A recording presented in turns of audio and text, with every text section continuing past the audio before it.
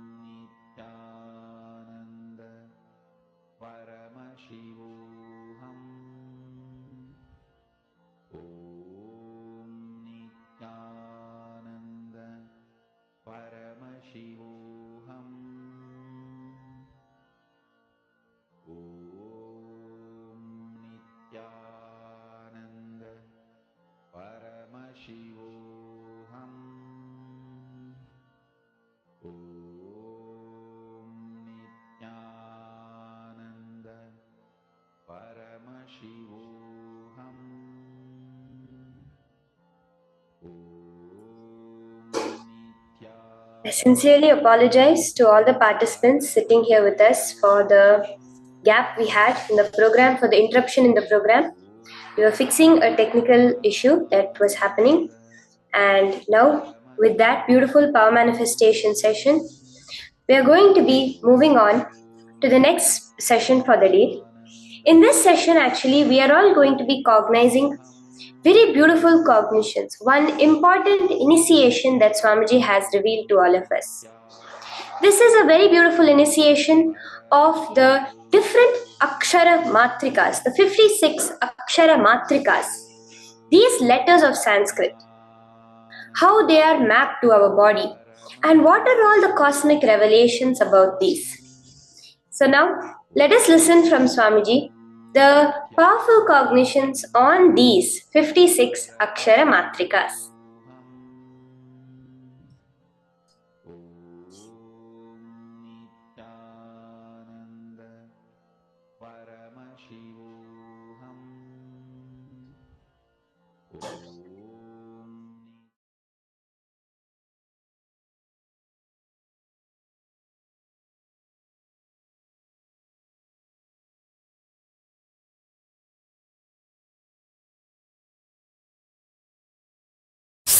Same pattern leads to same disease in us. It's a very standard. I can give you like a diagnosis method itself. At least there are absolutely truth, 100% truth, no exemption. That kind of a clear description the Hindu Materia and the Hindu diet describes at least 400 pattern for diseases. Very 100% sure this pattern leads to this disease in all persons, all 100% of the human beings. It doesn't change like that. There are 400 descriptions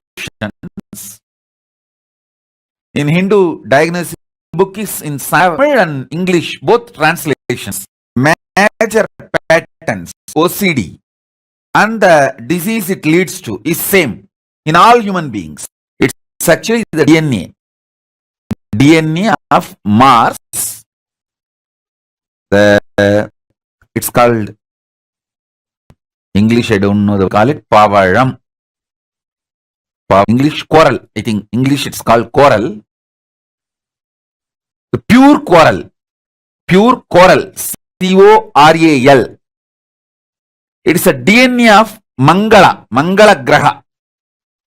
The Mangala is called Mars in English. In Sanskrit we call him Mangala. And Angaraga. He is so big. He converts everything into Mangala, auspiciousness. He makes everything into auspicious. So during specific initiations, actually I am going to initiate all of you into this Mangalatva, auspicious now, auspicious energy, auspicious. That's why I am wearing coral, Mangala. I am going to give you the 54 Akshar initiation, bringing the Paramashiva's DNA through the planets, and 54 sounds. Actually 56. 54 is known to human beings. Only for Devatas, the other two is known. So 56 sounds. We call it Matruka, Akshara Matruka. Going to use the 54 sound energy. I can say that 56, 2, which is known to Devatas also, is going to be used. 56 sound energy and auspiciousness, life positivity. You will all feel intensely, romantically and sexually active and alive now, because all auspiciousness, body experiences as romance and intense sexual energy.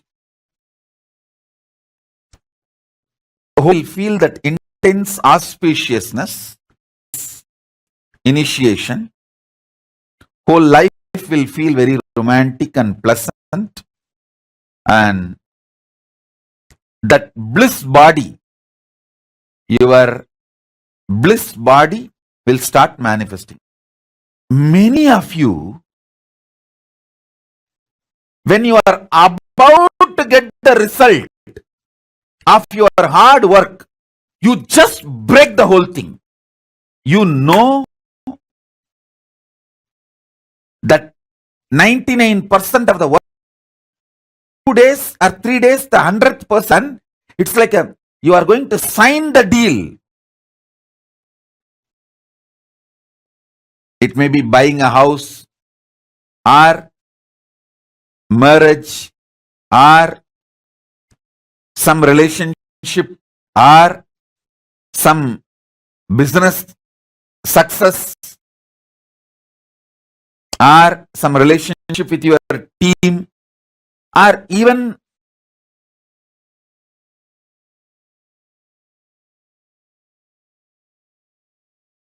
things related to your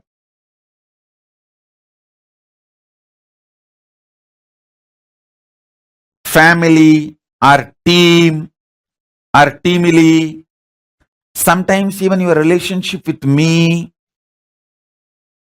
You know you are in the last leg and you purposely break it. In Tamil we have a proverb, Venna Theran Taliya Odaikirathu, means you churn the butter. You know the butter has come, before you collect that butter, you break the pot. You know it. Many times you know it is about to happen, but you break. Many of you understand, you have that pattern. It's like a compulsive behavior. When your Mooladhara, root center, tastes Paramashiva, you feel in your muscle memory orgasm, in your biomemory extreme romance, in your bioenergy high Kundalini Shakti. There are 56 primary Moola Shabda. Moola Shabda means primordial sound, which is the foundation of Panini and the whole Sanskrit grammar. Listen. Mangala, life positivity, always enters into you as a romance and cosmic orgasm, as a sex energy. That's why I am wearing the pearl, DNA of Moon, Chandra, Coral, DNA of Mars.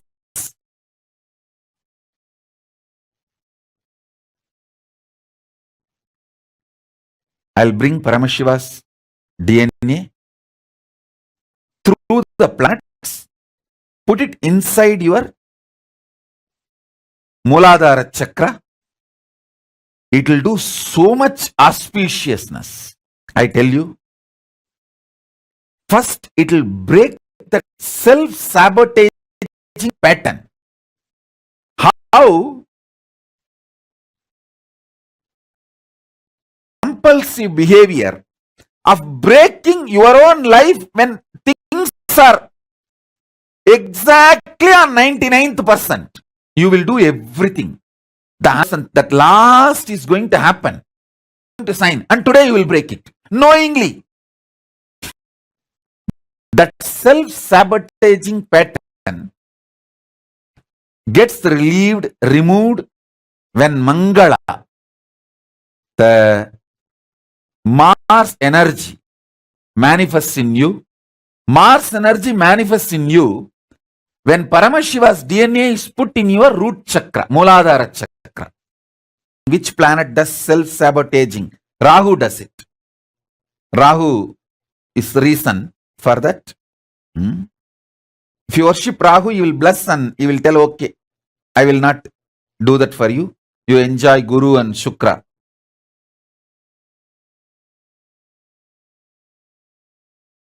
Paramashiva beautifully says in Kriya, in Puja, there is a special ritual called making yourself Divya Sariri. Evoke every part with the sacred syllable of Paramashiva's name.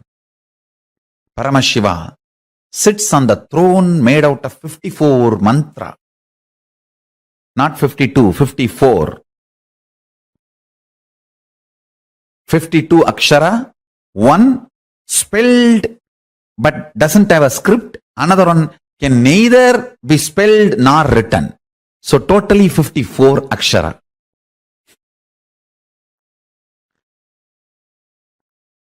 He sits on the throne which is made of these 54 aksharas. And listen carefully. When you invoke those aksharas in the various parts of your body, with the declaration, this part of the body, let it manifest Paramashiva and His glory, His state, space, powers and being and powerful cognitions. That part becomes Dira. If you do not feel pain during the multiple compound fracture, be guaranteed your body will not stink or rot or degrade when you leave the body. It will only be Jiva Samadhi. There will not be ordinary death. The body will not have any decay. Yoga Sarira doesn't decay. You become Divya Sarira.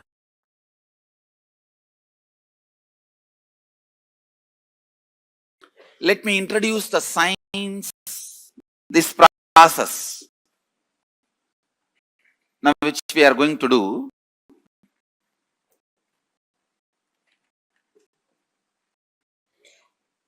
The exact 16 sounds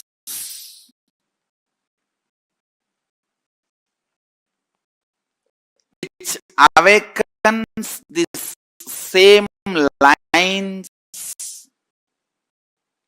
into your brain, in your cognition, which makes that 42 powers awaken. I'm going to use those 16 sounds and literally program your biomemory and muscle memory with those 16 sounds. See, all this traditional dress, ashram dress, it is all directly helping you to support the process. So, the weight of the clothes should sit only on the left shoulder. It should not sit on the right shoulder. If it sits on the right shoulder, body heat will increase tremendously. Your lungs will feel suffocated.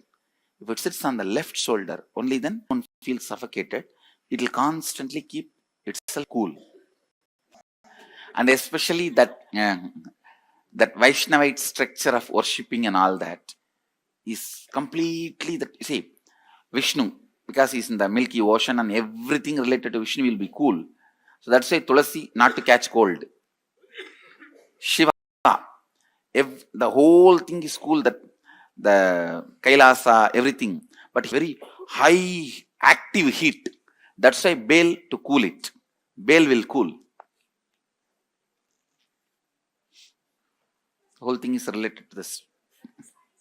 See, now let me restrict myself only to this process. Let me not get into the whole thing.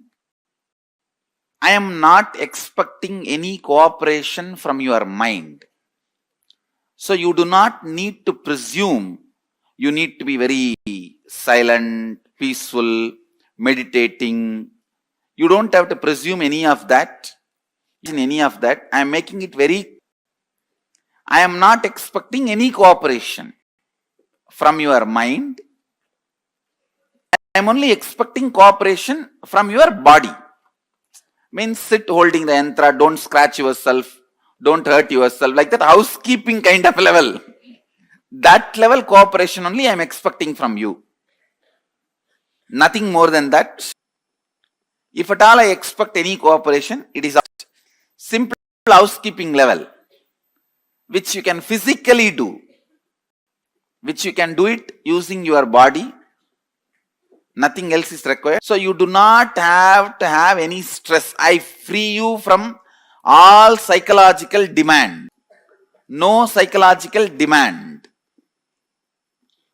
And just you are going to be spending some time sitting, like when you spend time rarely seeing the sunset, or sitting in your rose garden, or just sitting with the books, not even reading, seeing pictures. Now that is one of my hobby. I have beautiful photographic books of all the temples. Large pictorial books. I'll be sitting and watching all those temples. So how you casually spend? I tell you, if you have your own library and you have everything you need. The garden which you love, time, and the library which you love, where you spend time. So how you spend time there? Like that, just sit. You don't have to plan. And if you are tensed, okay, be tensed. If you are relaxed, okay, be relaxed. I am not expecting any psychological cooperation from you. And you don't have to presume that you are in any specific way. When I am chanting those 16 syllables, you may feel the shooting pains in the body, which will be getting released. It's like a flash, heart flash kind of a thing. But it will not give you any suffering. Don't worry. Don't be afraid. If you are having, suddenly you will see in the knee heart flash kind of a thing. A kind of a needle entering, or that kind of will disappear immediately. This 16, they are not even a described syllable. Please understand, it is A, B. It is not like a defined separate letters. It will be like a. So it may be a mixture of A and E off. So it is a 16 sound, not 16 syllable actually. That's the truth. It's a 16 sound, not syllable.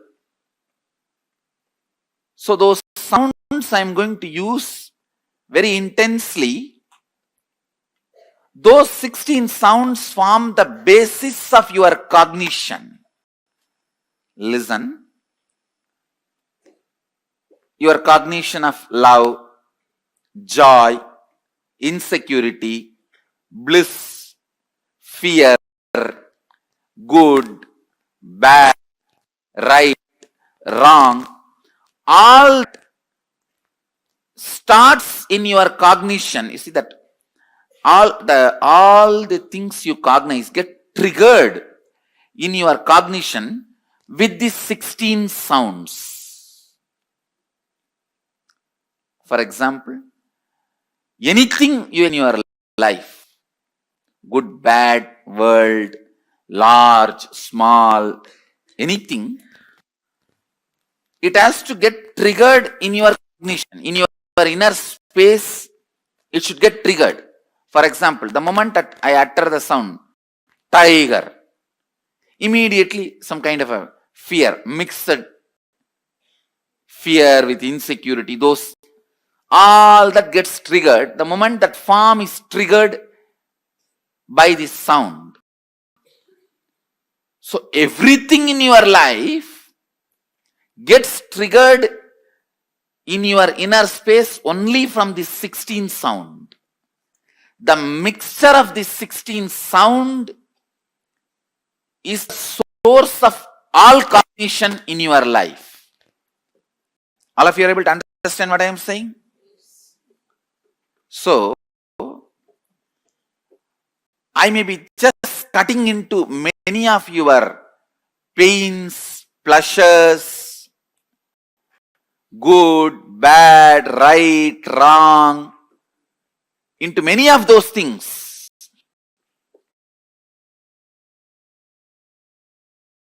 Number 1, Brahma Dhyanam means being in that ultimate Parabrahma, Paramashiva, Parandama, which is the ultimate. Paramam, Paramatma, Paramashakti.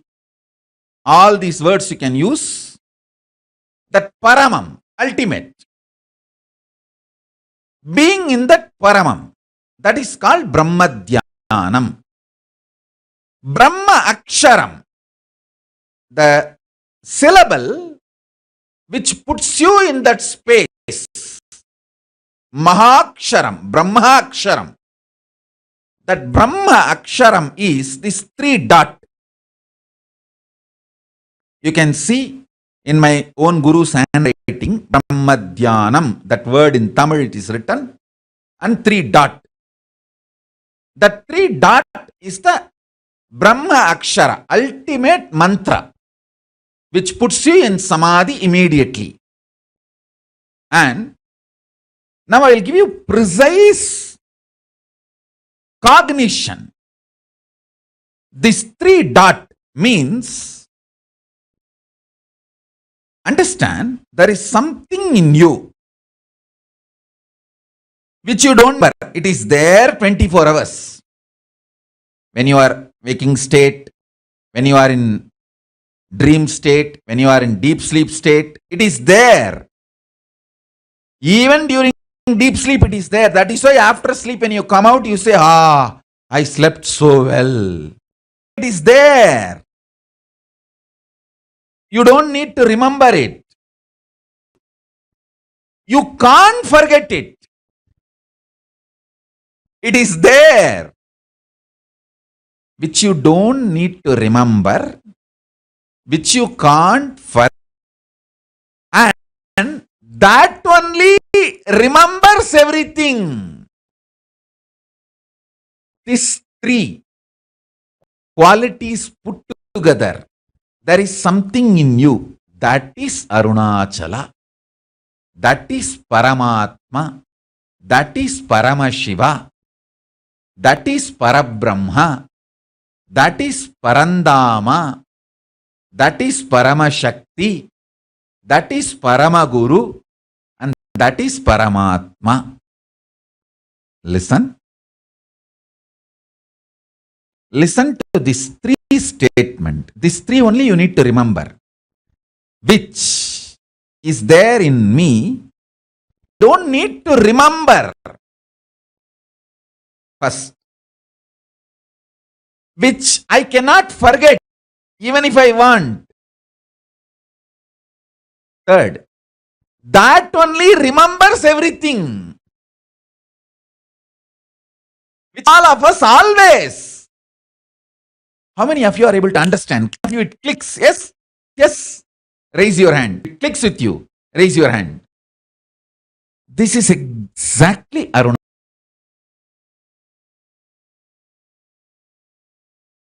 Remember that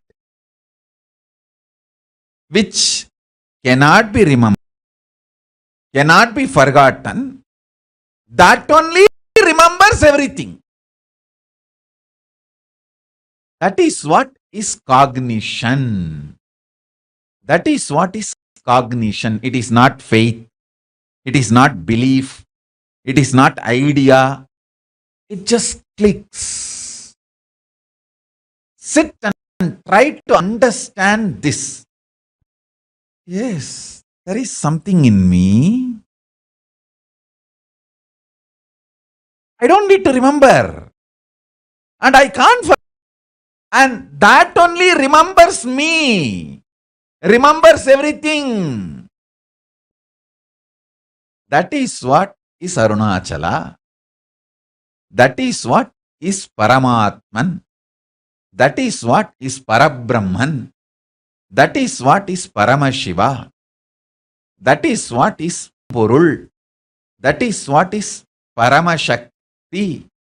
That is what is Parabrahma, Parandama, Paramashiva, Paramashakti, Paramatma, Paramaguru. Sitting in that is Nirvikalpa Samadhi, Brahma Dhyanam. Just remember this one powerful cognition. This Mahavagya puts me in Samadhi. This is spiritual lullaby for Samadhi. And Suprabhatam, wake up song for Paramashiva in me. For Paramashiva to manifest. With this one spiritual powerful cognition, chant this Mahavagya. Om Nithyananda Paramashivoham. Om Nithyananda Paramashivoham. Om Nithyananda Paramashivoham.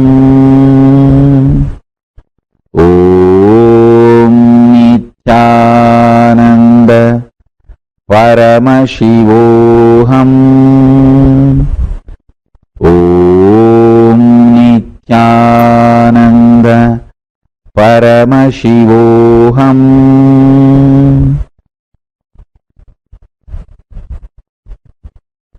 I have also implanted the Bija mantras, all the 54 sounds. Some of the Sanskrit scholars may think, oh, it's only 51, some 52. What does it mean by 54? Please understand. Many people think Sanskrit has only 51 akshara. Some say, no, it is 52. But I tell you, 54. There are 54 bijas, powerful seed syllables. I have embedded them into this Mahavagya, and has manifested the various versions of Mahavagya, which I will be sharing with all of you in further satsangs, like Om Nithyananda Paramashivoham. When the Devi Bija, Parashakti Bija is embedded, Om Hrim Nithyananda Paramashivoham. When Ganapati Bija is embedded, Om Gham Nithyananda Paramashivoham. So with each Bija mantra, this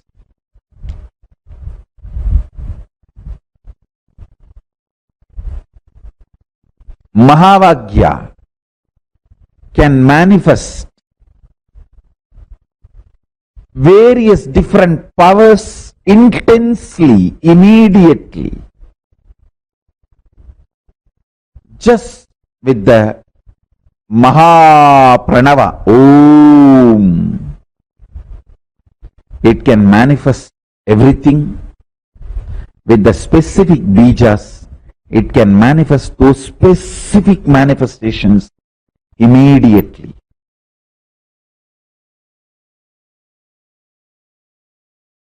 So sannyasa, purifying everything. Actually exactly that nya dhatu means flowing with the cosmos. Nyaya. So from the dhatu only that nyasa evolves. Flowing with the cosmic Shakti is nyasa. Nya means then from that only the jnana dhatu and the nyaya. The whole thing evolves from that. Flowing with the ultimate.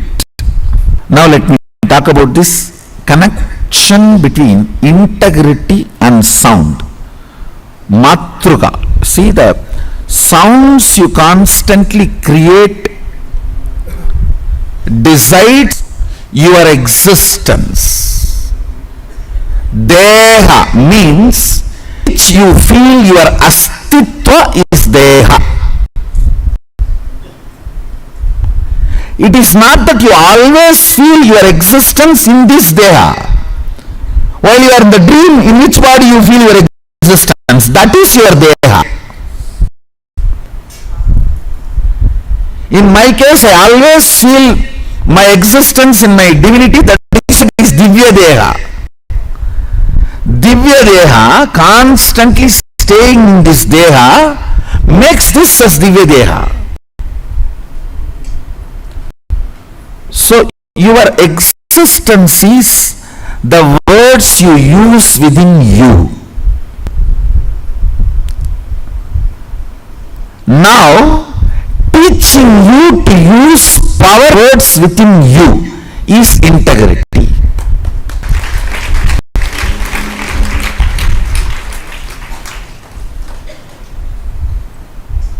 Teaching you to use powerful words within you, I am stopping all the pollution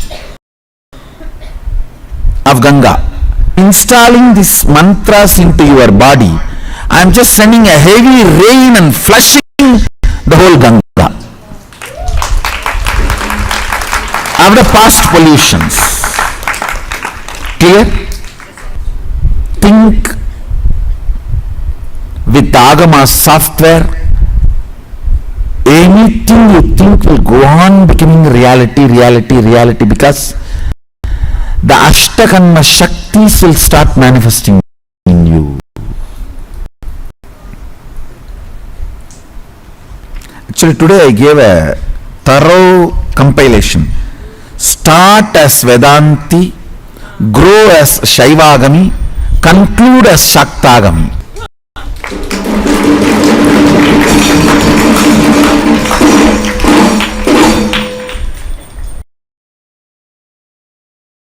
I'll now intensely initiate all of you and infuse Paramashiva, the Devi energy, powerful feminine energy. Listen. Listen to this 5 initiation. 1. Life is all about Shakti, power, energy.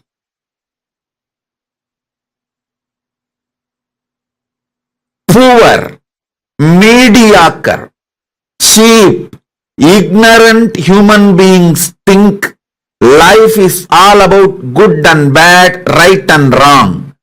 But only elite, royal, enlightened, great beings know life is all Shakti, power, energy, not about good, bad, right, wrong. I am not saying you should be bad, but I am making it very clear. Cosmos functions based on energy, Shakti.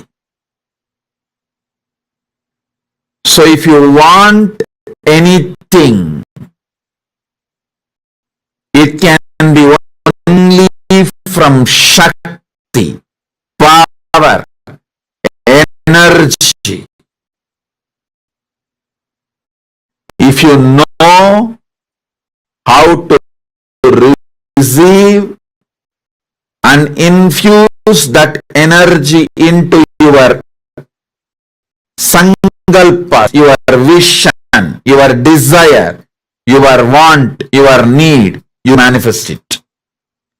Mediocre means mediocre people, ignorant people. Life is all about good and bad, right and wrong. The whole equation, right and wrong, bad, the whole idea, good and bad, right and wrong, and all the conclusions you come to based on good and bad, right and wrong, the whole thing is false, shit. Use any word you want after this.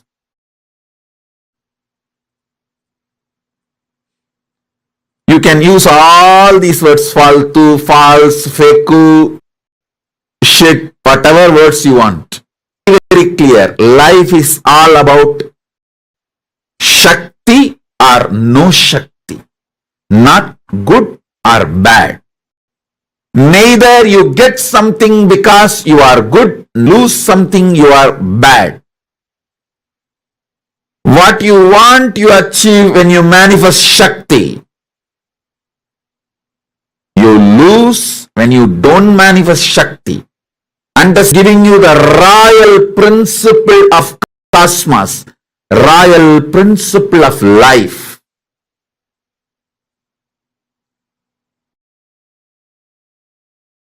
First truth, first initiation. Life is all about Shakti. Second initiation. You have the possibility to manifest Supreme Shakti. Supreme Shakti has put her own seed inside you. You can simply mirror that Supreme Shakti and manifest it. This is the second initiation.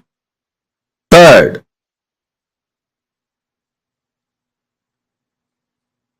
when that Supreme Shakti manifests, your values of good and bad, right and wrong will have cosmic maturity. Listen. Cosmic maturity will be infused into good and bad, right and wrong. You may think giving piece of burger to a poor man is good, but cosmically killing an animal and taking the meat out of that animal for food is wrong. So what you think as good cosmically will be wrong. You will have this maturity only when Shakti is infused in you.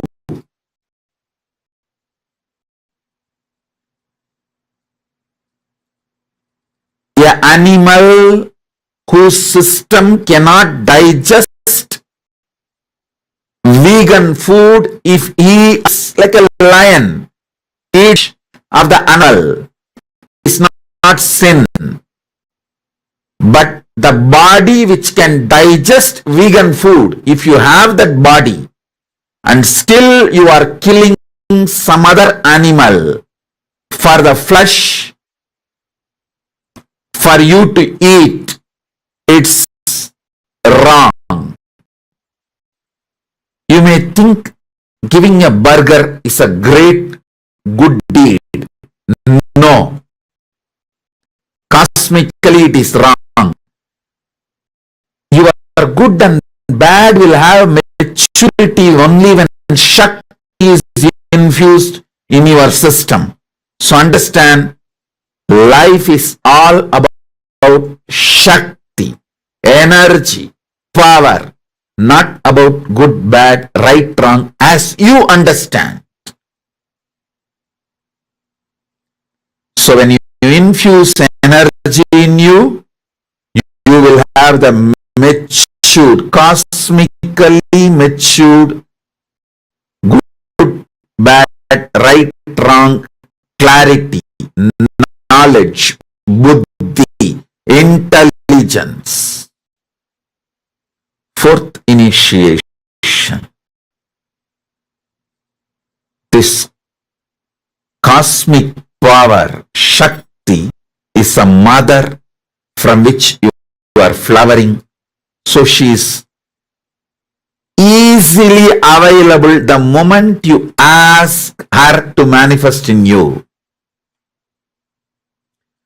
So call her, tell her, these are all the things I want.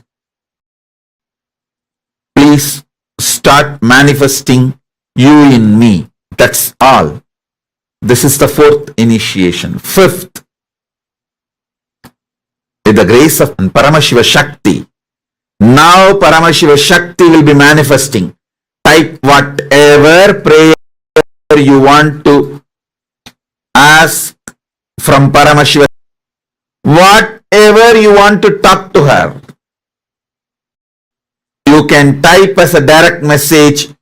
Now Paramashiva Shakti, with the grace of Paramashiva and Paramashiva.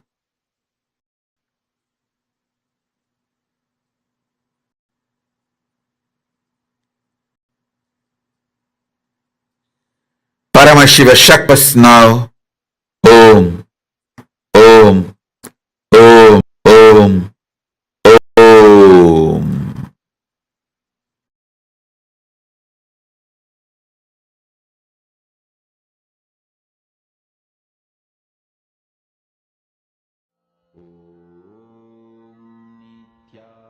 Nithyananda Paramashivoham.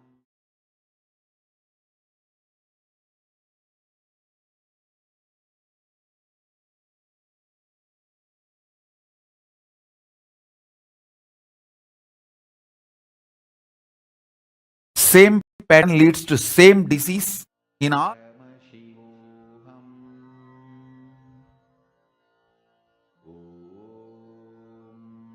Nithyananda Paramashivoham.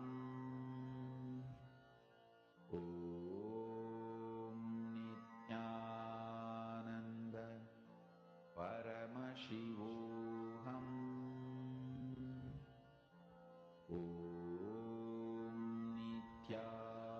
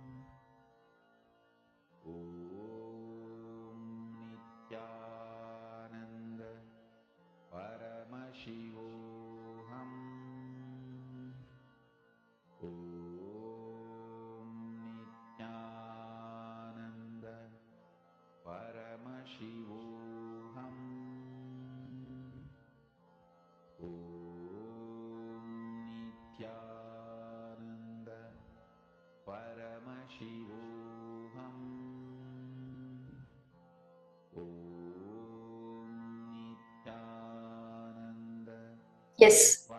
Nithyananda, to all the participants who is joining us live right now for this program, thank you for all of you for joining us. That was a very beautiful session Swamiji gave on 56 Akshara Matrikas. All of us understood one thing, that through sound, very briefly Swamiji says, in Hinduism, we have 54 Aksharas, out of which Swamiji is going to be initiating all of us so that we can awaken the cosmic DNA in all of us. This 56 Akshara Matrikas, meaning this 56 syllables, are very powerful syllables, and as very beautifully Swamiji revealed, it's nothing but a combination of very many different syllables. Like, for example, the Sodashi. Many of those are the participants. If you know the Sodashi, you may know very clearly that it is not a particular letter. It's a combination of many different sounds. Understand very beautifully Swamiji shares 52 syllables of Sanskrit, and the whole Sanskrit language can be reduced to the Omkara. Omkara meaning Om. The whole Omkara can be reduced to the center sound. The Omkara has the A, U, which makes the Om sound. It can be reduced to the center sound of A, the center vibration itself. By centering yourself in the center vibration, you just go beyond language, the verbalization. Very beautifully, Swamiji says. The Mahavakya, all of us are chanting. It's nothing but a passcode out of which you can put yourself into the state of Paramashiva. It is a spiritual lullaby. Very beautifully, Swamiji said. It is a suprabhat, like a wake-up call for Paramashiva to flower in you. So understand Sanskrit, every letter in Sanskrit, the whole syllable, the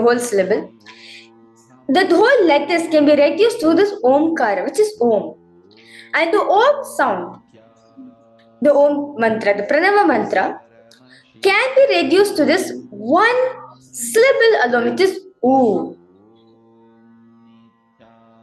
U, the center vibration. By centering yourself in the center vibration, you just go beyond language and the vibration. Understand? In today's initiation, all of you will be getting initiated into this 56 Akshara Matrikas, where Swamiji is going to be awakening the highest identity.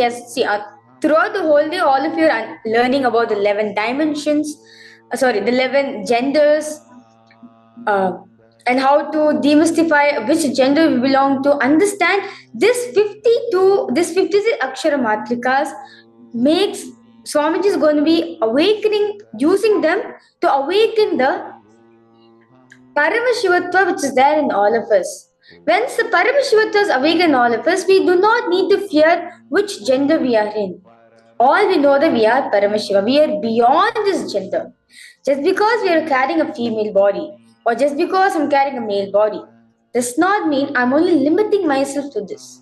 You are beyond that. That's very beautifully. Hinduism speaks about 11 genders. Now understand, through this 56 Akshara Matrika, Swamiji is saying, you are going to be going beyond the idea of language, the verbalization. Many times all of us must have felt, whenever we chant the Omkara mantra, when we just chant Om, we feel so much settled into our inner space. We feel some centering is happening.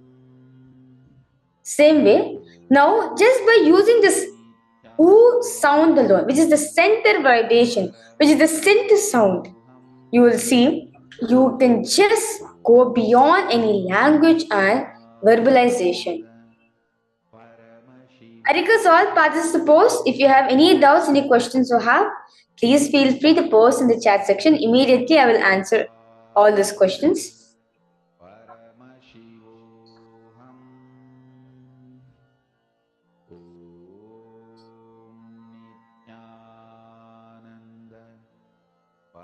So, understand, very beautiful Swamiji says, the sounds you utter to yourself, the words which you utter to yourself matters a lot because your being is made up of that. If you continue to say yourself, I am positive, if you continue to say, I am Paramashiva, if you go on chant the Mahavakya, you will see you start radiating Paramashivatva in you. But if you continue to say yourself, I am a mediocre, I am a dumb person, I can't coexist with people, or any what a judgment you're passing around yourself.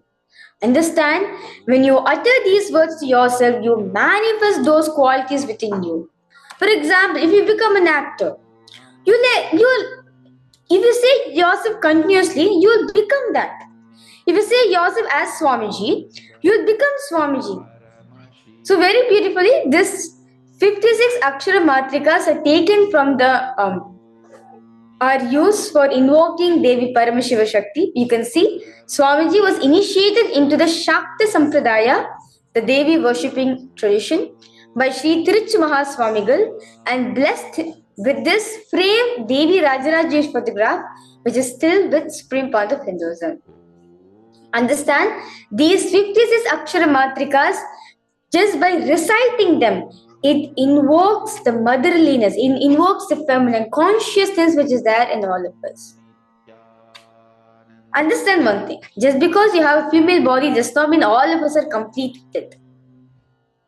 Paramashiva, who is beyond this gender, he is neither associated yourself with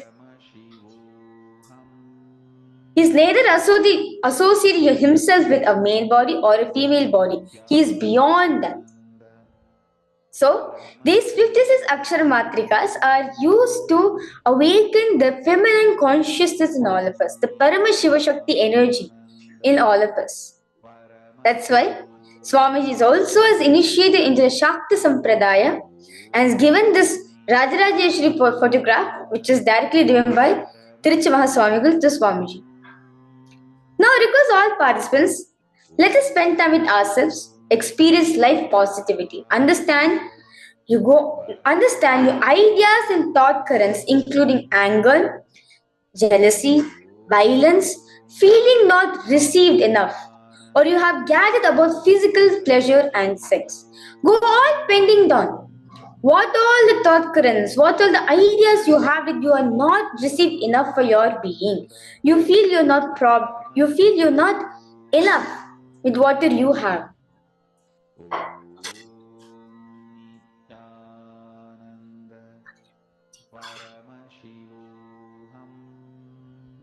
Understand, the problem with lust and sex is that they have been magnified and imagined to be much more than what they are. Because of suppression, sex is made out to be much more than what it is right now. That's the whole problem. It has been contaminated to a great extent by the media. Understand the communion with yourself. So very beautifully Swamiji says, Tantra, the tradition of which Arunadishwara is the main deity for, where you're experiencing communion with yourself, the female part and the male part within you.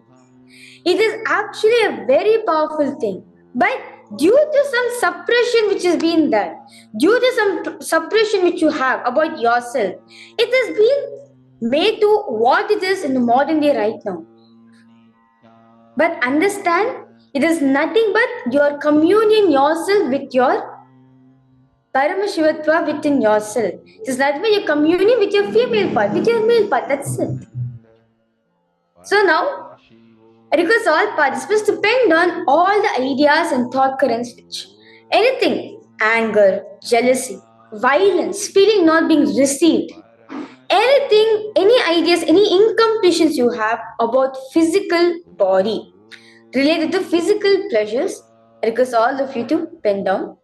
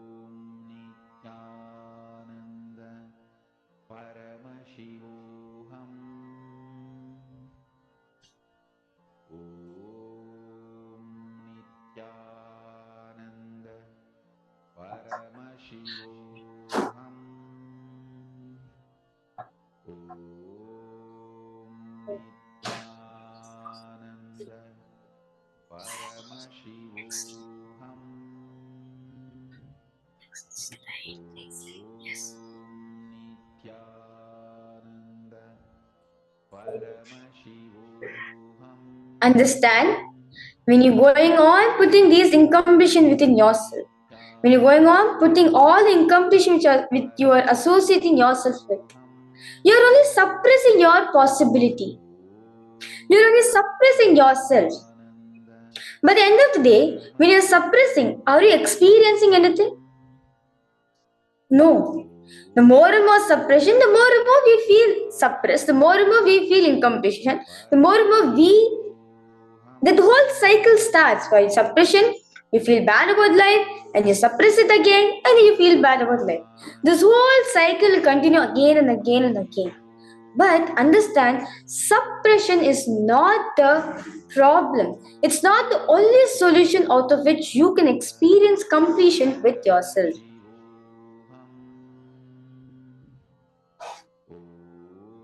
Now, spend few minutes to bring peace within yourself. You just need to identify what you feel. That's it.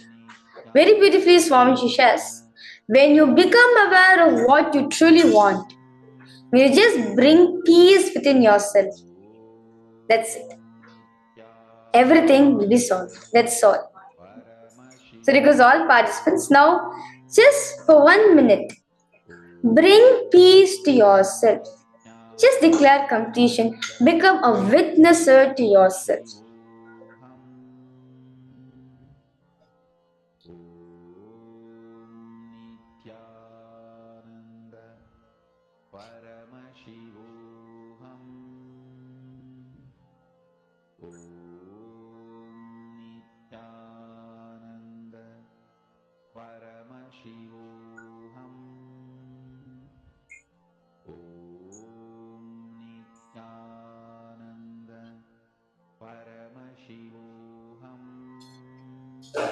You can also chant the Mahavakya to bring the peace, the inner peace within yourself.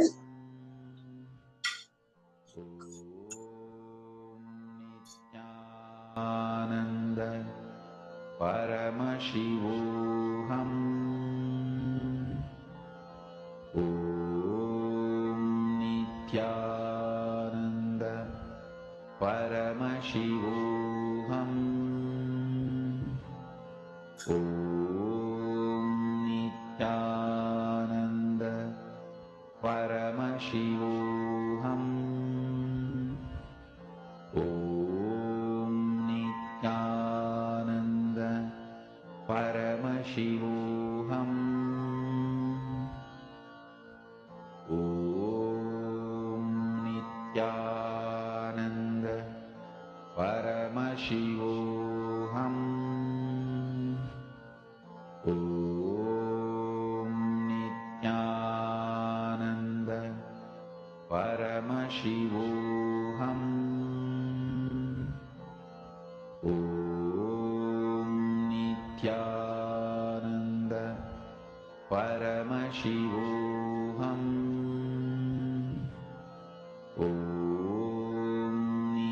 Now, in this space with Swami, in this space of inner peace, let us move back to the power manifestation. Throughout the whole day, all the participants, all of you are manifesting the powers of materialization. All of you were manifesting gold dust on yourself. That's wonderful. It's a wonderful manifestation.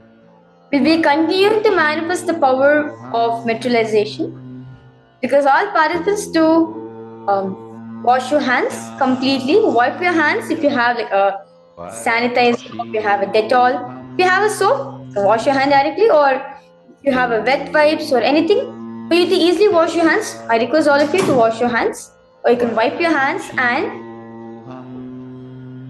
check your hand with a torchlight. Whether is there any kind of dust, is there any kind of particles which is there in your hand? I request all the participants to make sure your hands are clean completely.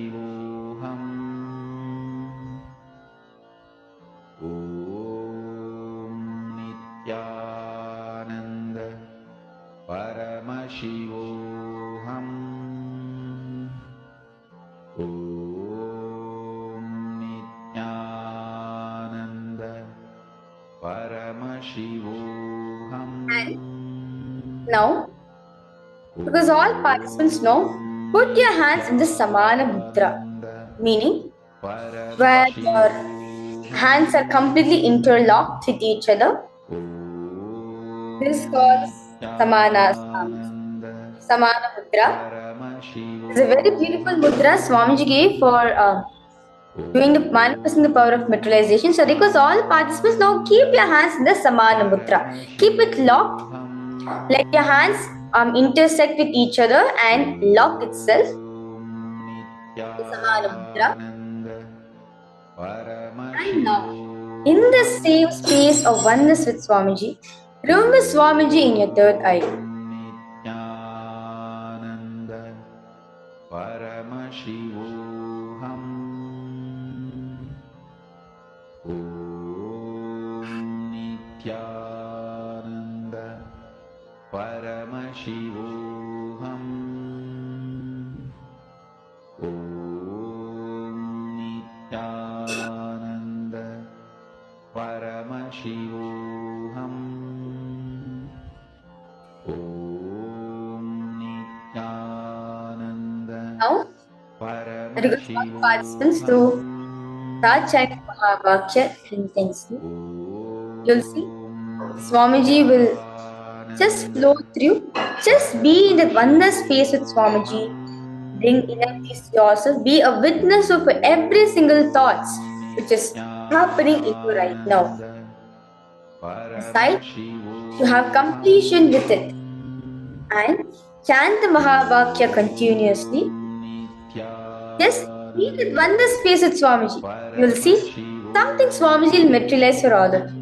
Either the golden specks, or the kumkum, basma, or the nyananjana, or the honey. Anything Swamiji will just materialize.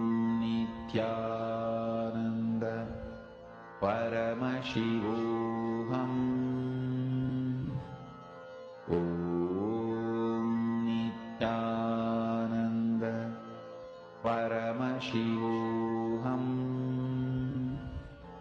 Om Nithyananda Paramashivoham. Yes. Om Shlak, links down. I request all of you to Paramashivoham. Karya Shivanatrajan. So all of you to manifest. This is something Swamiji would have given for all of you, because all of you to be anything is yet to manifest, because all the participants to continue to close your eyes, chant the Mahavakya intensely. You'll see Swamiji will definitely shower something for you, all of you. Paramashivoham. Om Nithyananda Paramashivoham. Om Nithyananda Paramashivoham. Om Nithyananda Paramashivoham. Om Nithyananda Paramashivoham. Om Nithyananda Paramashivoham. Om Nithyananda Paramashivoham. Om Nithyananda Paramashivoham. Om Nithyananda Paramashivoham. Om Nithyananda Paramashivoham. Om Nithyananda Paramashivoham. Om Nithyananda Paramashivoham. Om Nithyananda Paramashivoham. Om Nithyananda Paramashivoham. Om Nithyananda Paramashivoham.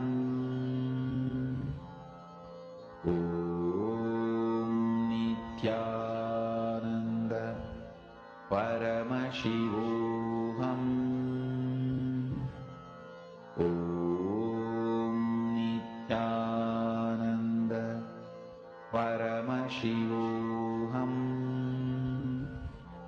Om Nithyananda Paramashivoham.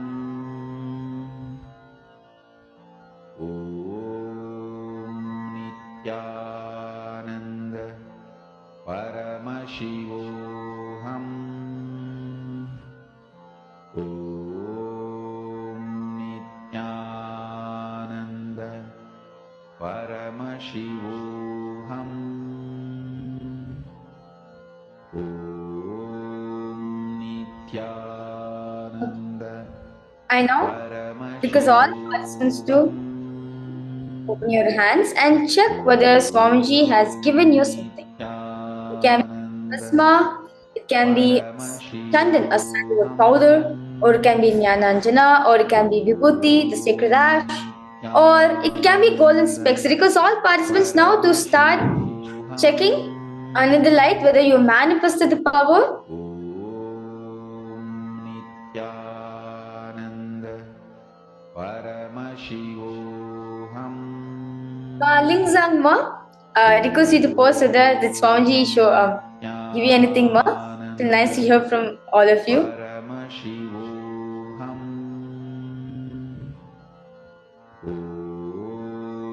Nithyananda. Paramashivoham. Nithyananda. Paramashivoham. Yes. Hades Black, Ananda Priya, request all of you to post. The manifestations happen for all of you. Nithyananda. Paramashivoham. Nithyananda. Kalahantrika, Julie Silva, Weeping Sue, Virupaksha, so all of you to post. There manifestations happen for all of you. Understand one thing. When you are oneness with Swamiji, you are in union with him. You are in oneness with him. So, naturally in that space, anything you want will manifest. As very beautifully Swamiji says, the thoughts which you give to yourself matters a lot. If you going on cherishing yourself that this is the way how I'm going to be, you need to understand you are manifesting that only for yourself. Most of the time, what we tell, instead of finding out the root problem for the situation, we always blame the other person. We always blame external situation as the reason for us to manifest what we are manifesting in our life. But all of us need to understand one thing, that you are the one who have created all these in your life. You are the one who are the reason. You are the one who manifested in your life because of cherishing these kinds of thoughts. The thoughts which you have gives power. The thought currents which you cherish makes a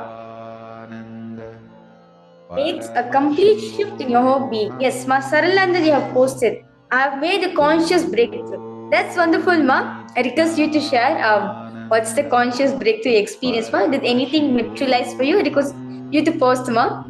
And understand for all the participants also, if you're experiencing anything, understand it can also be around you on the device which you are on a device which you are connecting, or sofa which you're sitting, or anything around you also. Because all participants to check whether anything is there.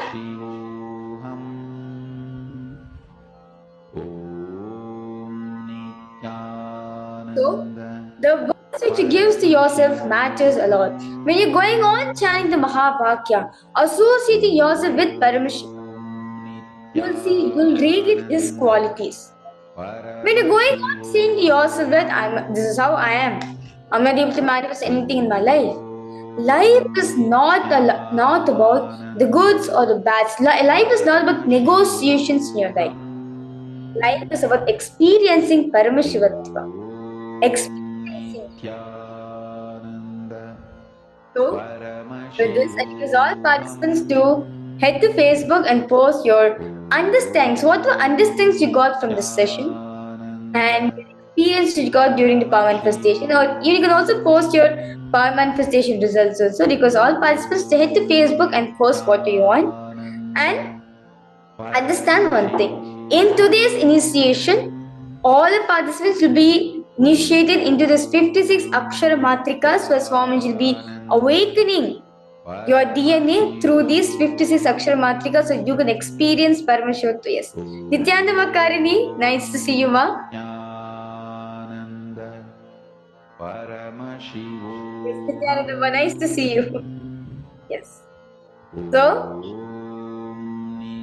now, so understand. So I request all participants to get ready. As today, in today's initiation, all of us are going to be awakening these 56 Akshara Matrikas, these 56 divine syllables to awaken a feminine consciousness in all of us. Swamiji will be initiating all of us with that. And yes, so I request all of you to post your experience. Whether did you manifest anything or how was it did you experience? Because all of you to post. I can see many of the participants are experiencing something, but you guys are not ready to share. That's fine, no problem. Yes, Karan is posting. Nithyananda, it is live at Darshan or also tonight? I'm not so sure about that, ma. Definitely, Swamiji is always available for all of us. That's one thing I can say. Yes. So, with this, as today all of us will be experiencing the darshan of Bhagavan Ardhanarishwara. He is the deity for Tantra. Tantra means communion. Very beautifully Swamiji shares. Very beautifully Swamiji shares that Tantra is it's actually a very powerful technique for you to experience Paramashiva in yourself. Let us now understand what is Tantra and why is it important for us to understand Tantra in our life. Let us listen from Swamiji himself.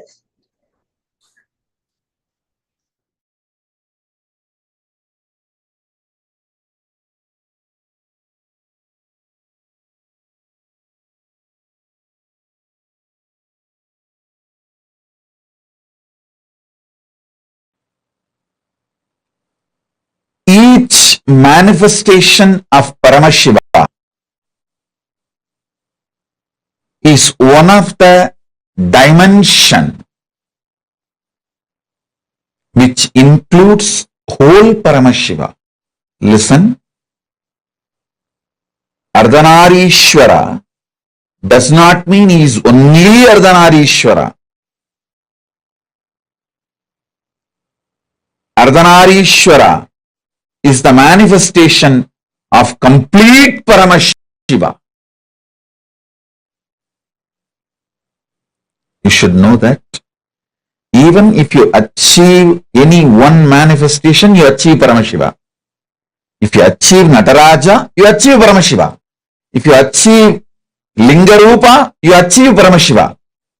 You achieve Kalabhairava, you achieve Paramashiva. You achieve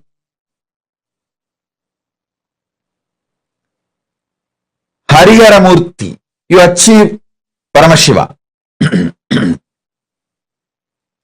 You achieve any one form of the 64 manifestation, you achieve Paramashiva. So, many sampradayas of the Saivite tradition center themselves on one manifestation of Paramashiva.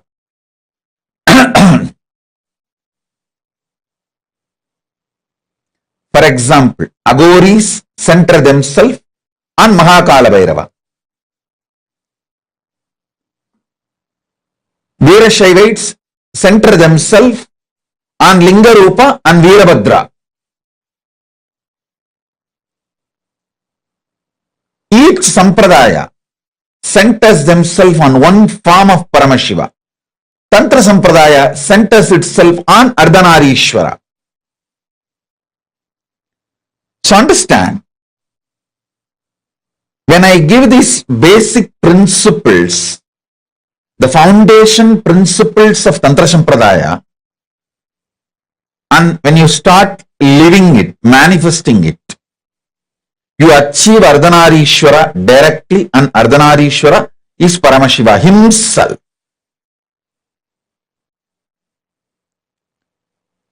Any action,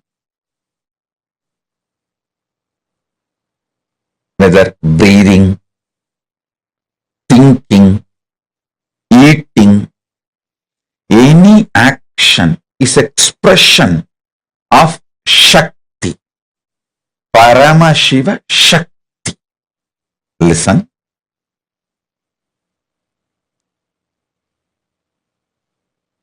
Shakti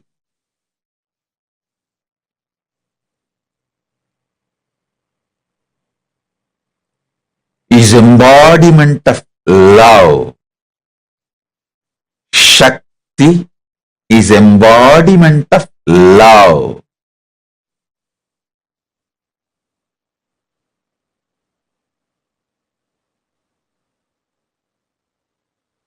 Realizing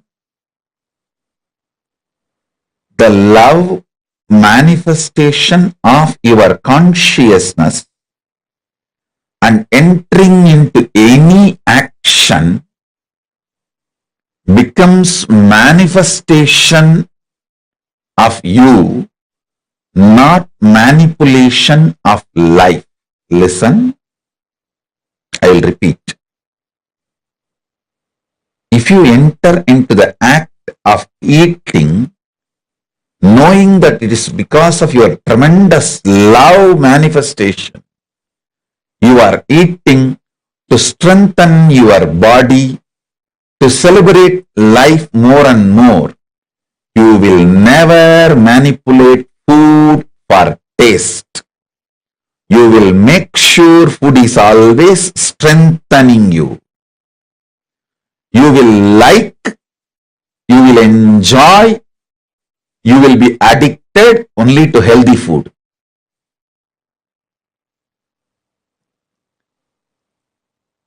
Same principle, apply it to music, to visions, visuals, to smell, to touch, and to sex. The same principle. Be very clear. World is created to empower you, to make you manifest the ultimate, not for you to manipulate. Listen.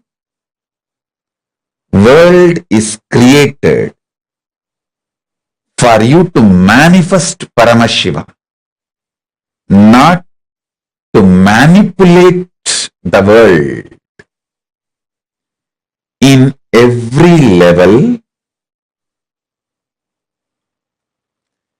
celebrating the core love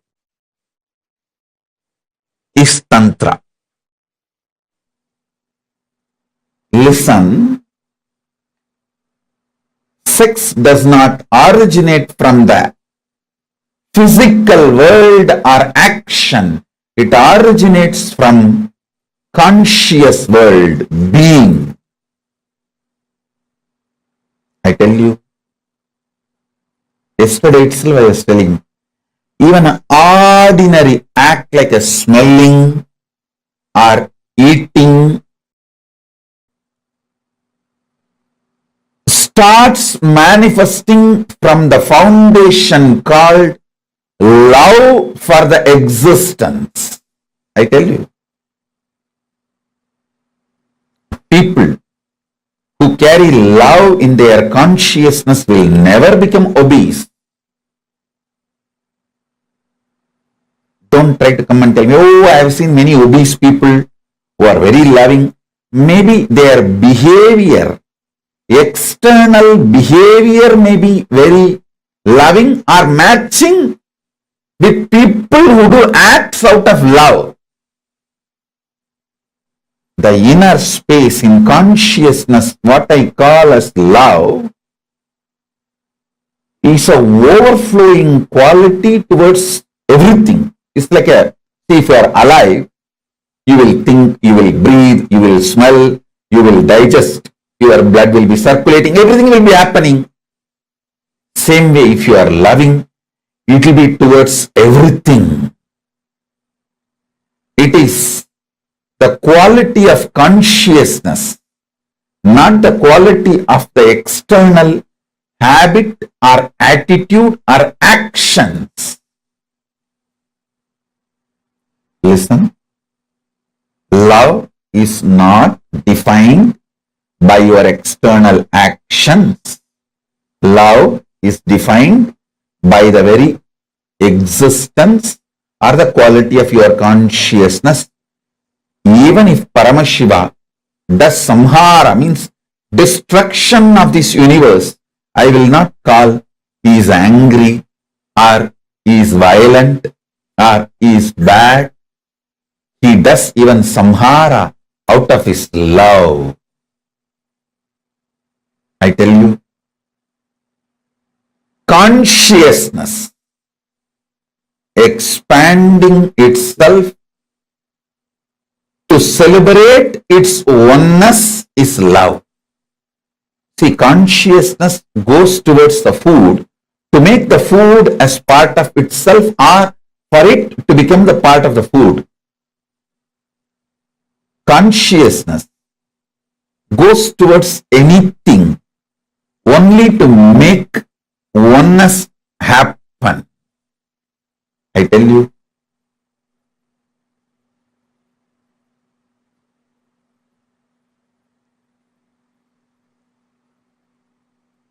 nothing is inauspicious if you understand love. Everything is inauspicious if you don't understand love. Sex is the amazing expression of that love to make another one body into oneness with you and you with that body. Listen. When your consciousness moves towards food out of love, it wants to make that food as part of itself, means oneness. Give the oneness experience to that food.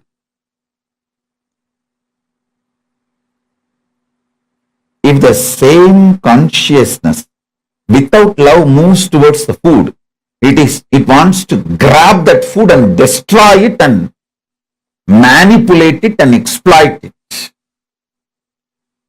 Food lovers never become obese or diseased or ill.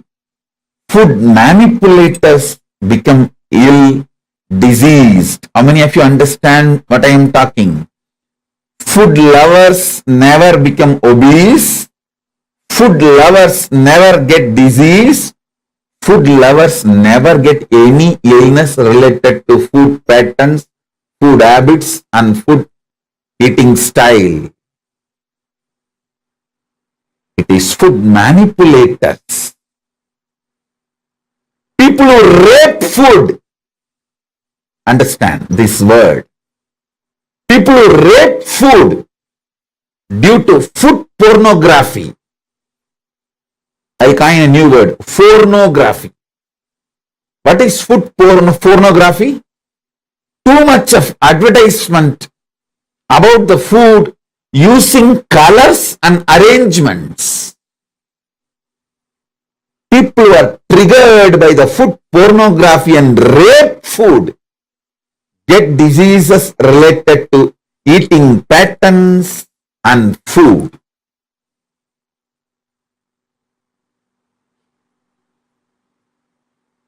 All of you,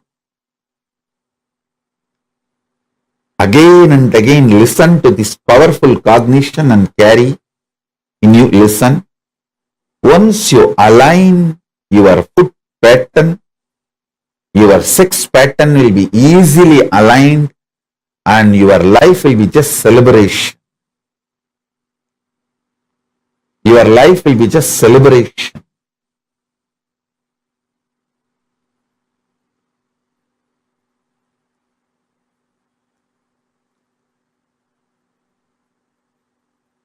So listen carefully, listen intensely,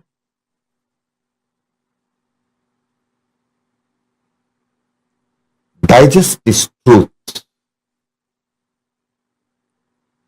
You loving food is not wrong. You manipulating food and raping the food is wrong. Understand?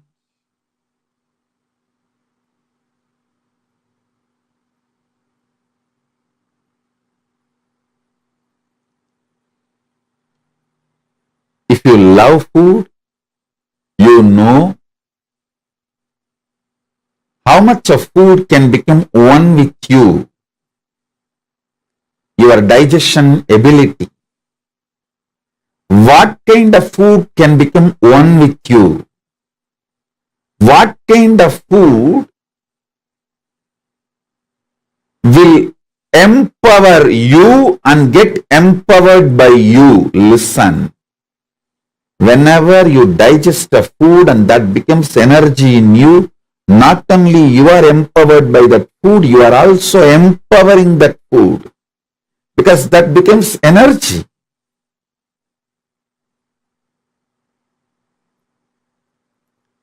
Whenever there is a problem due to food inside you,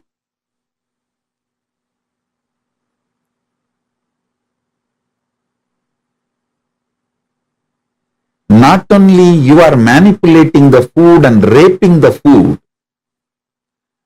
also gets incomplete with you because it has not fulfilled the purpose for which it happened. Right eating with the right consciousness fulfills you and the food. Now, whatever I am talking about food, use the same principle and map it to music,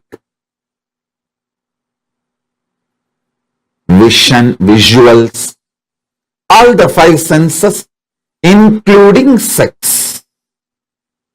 You will see very clearly. Are you eating or raping the food? Are you loving and having sex, or are you raping the other person? Are you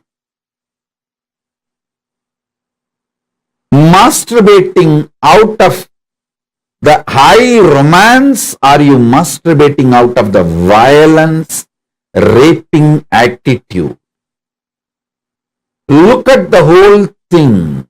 You need to look into, are you eating food out of love, or are you manipulating food? Or are you raping the food? Same thing. Are you having sex out of overflowing romance, love, oneness? Or are you just raping the other person out of anger and violence or some other reason?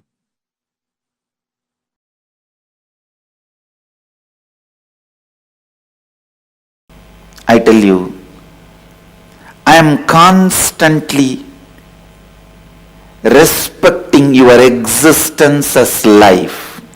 With these plants, the same thing. I just respected their existence. I never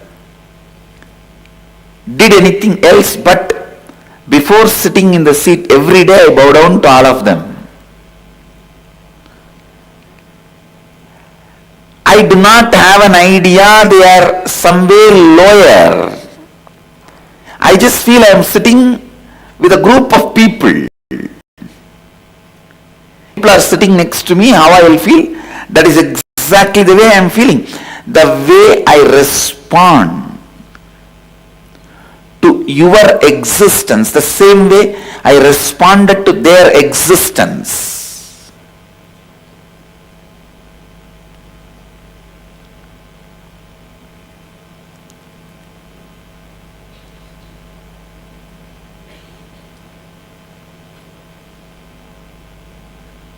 For human beings,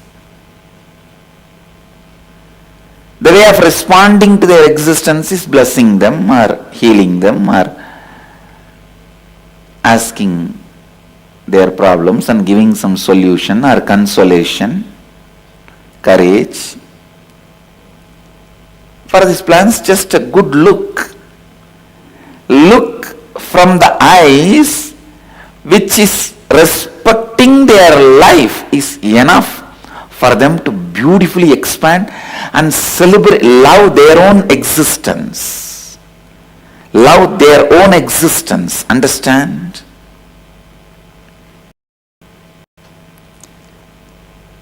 And one good thing with the plants, you don't need to train them. They don't have SDHD.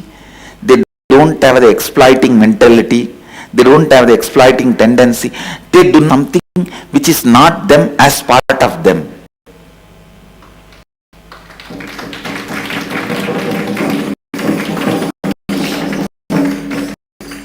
With human beings, they internalize something which is not them as part of them. So you will have to separate that and show them what they are. And I tell you, the moment I show what is you, you will just fall in love with you. The Maha component of you, which fulfills whatever you want, which gives so much of feeling good about you, is real you. Please understand, all of you have the Mahadeva component of you.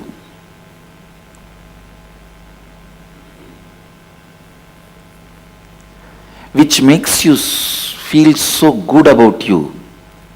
Sometimes people say, no, I think I never saw that part. I don't think I have that. I think when I came down, I left that in Kailasa and came down. Or after I came here, it got it parceled. Somebody stolen it. No. Nayanam chindandi sastrani nayanam dagati pavakaha. No one can cut it and take it away from you. No one can burn it and take it away from you. All of us have the Mahadeva component in us.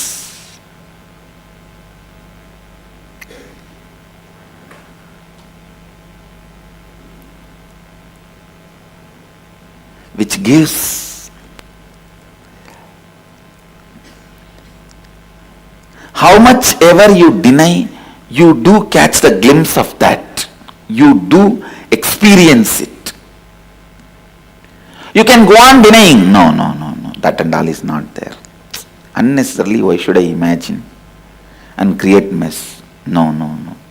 You can go on denying. See, for example, if I deny the existence of these plants and did not revere them, respect them for their existence, nothing. They may not have grown, they would have just had their usual growth. But the moment I respect their existence, they also respect their existence. The moment I respect you as a sannyasi, the enlightened being, the Mahadeva embodiment, Shiva Gana, you also start respecting you.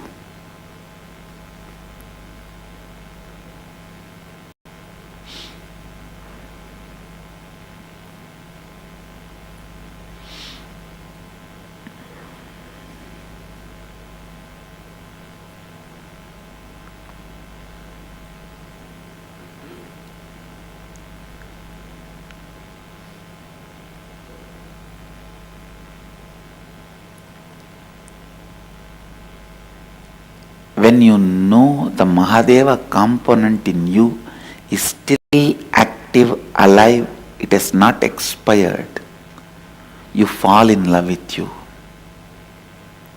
I tell you, falling in love with yourself is the only way to keep Nitya Utsaha, eternal excitement. Nothing else can give you eternal excitement. Even if you fall in love with me, I'll push that love back on you, telling fall in love with your component of me, your component of Mahadeva.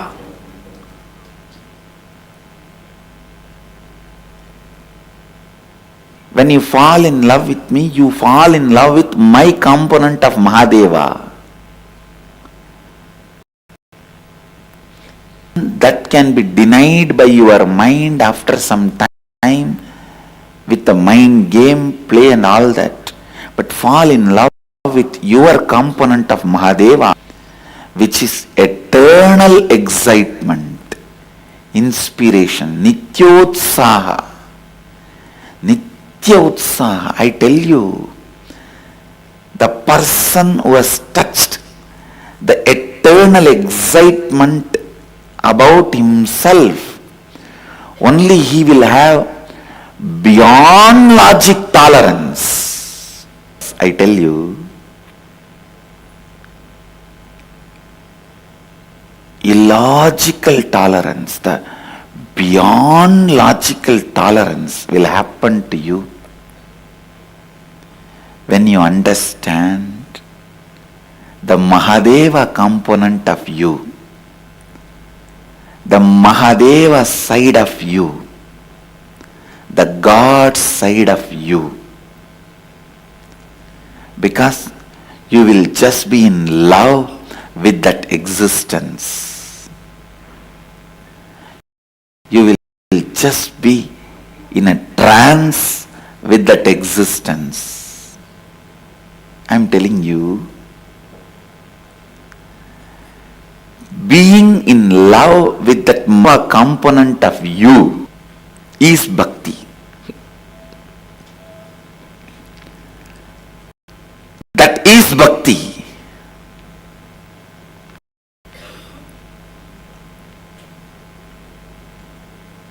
Whenever you go dry, catch that component part again.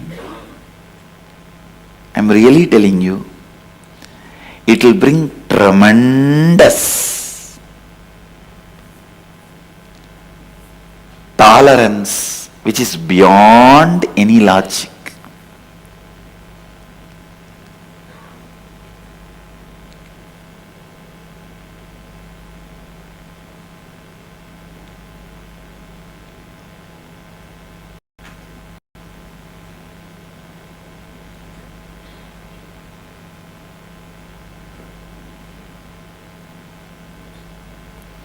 A man who has achieved the tolerance beyond any logic can never be disturbed or destroyed. Please understand, this is law of life. This is law of life.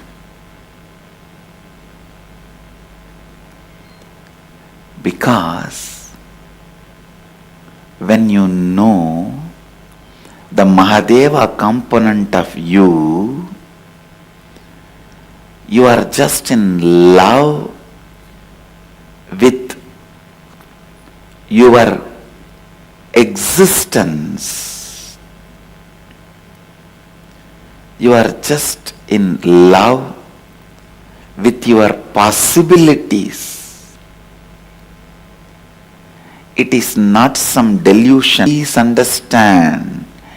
It is not some delusion. It is not some illusion.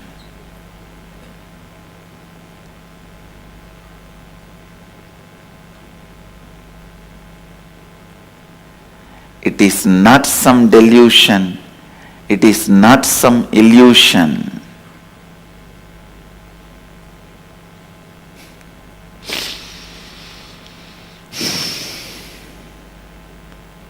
It is possibility for every one of you. Please understand,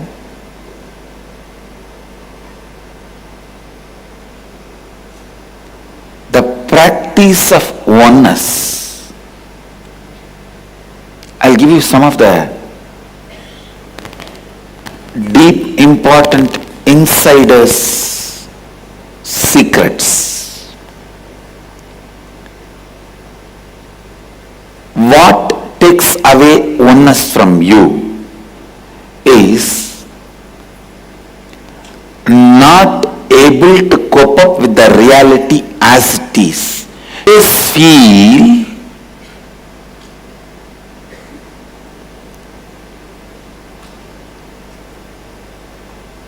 more colorfulness is needed than the reality you experience. Because you feel hope makes life function in you. So constantly you feel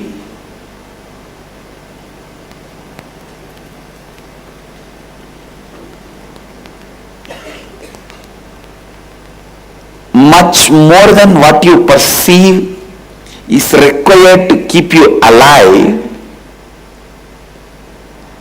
so that need for the hope, the idea, you need something more to move on.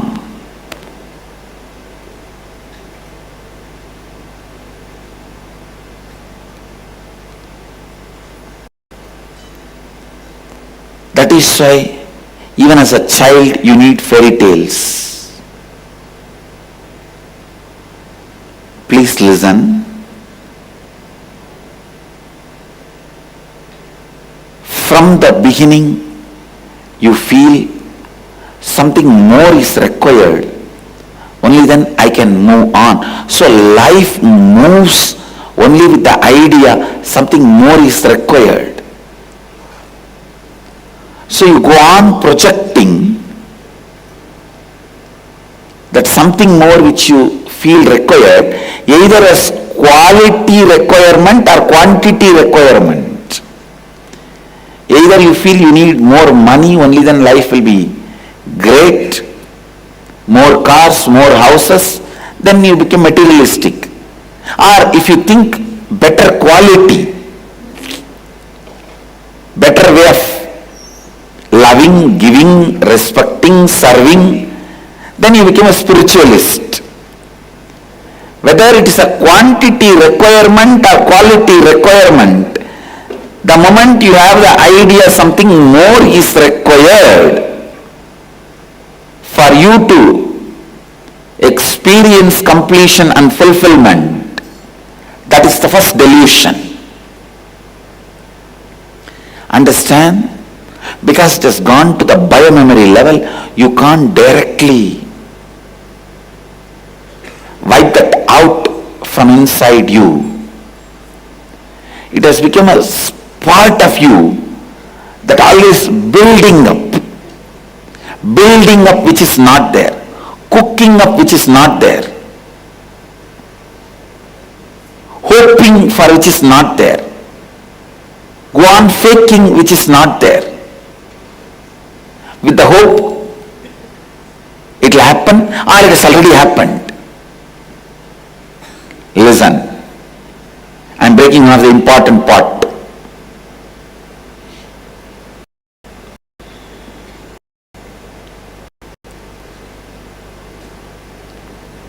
This hope and building up, even while you talk, you just see, just sit and speak for half an hour, 1 hour with any of the known people in your life, friends or family, with whoever. Then after that, just observe that 1 hour conversation and study in how many places you exaggerate either that person or you, or about any subject you are talking. Convinced something is great or somebody is great, you just go on acting which is not actually experienced to you.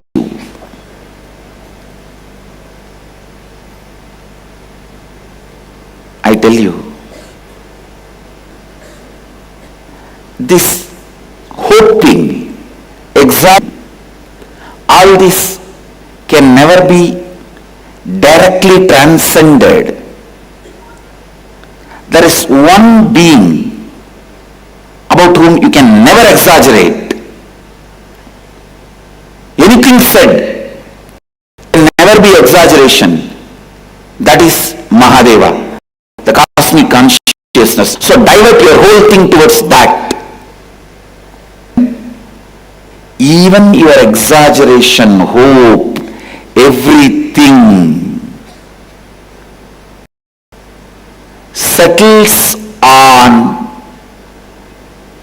the reality which can never be exaggerated. Naturally, your hopes, your exaggeration, everything does not lead you to delusion, it leads you to reality. Understand?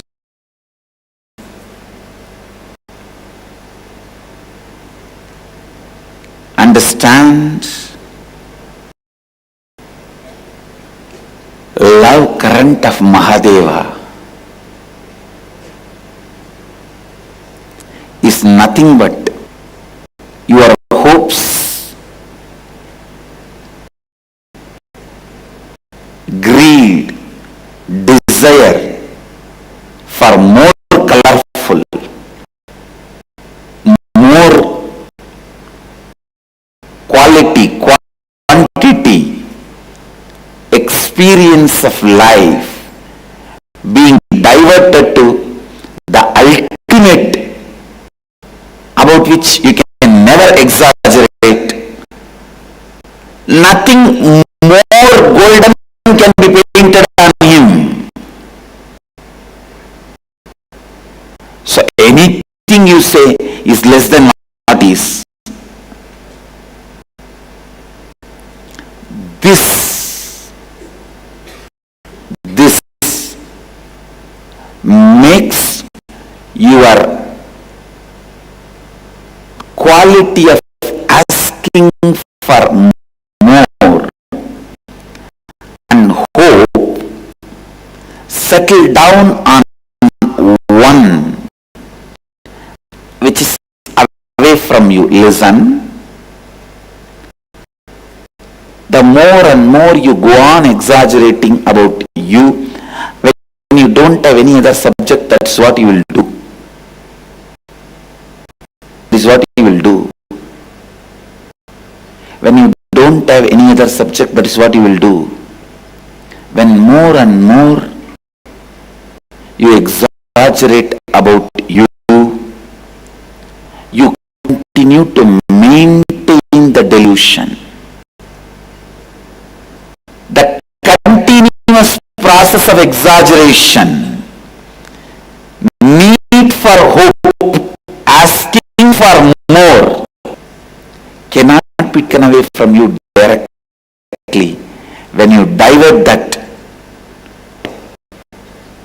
who can never be exaggerated, all your hope, all your need for more, everything settles down on him, moving away from you, you wake up to the oneness.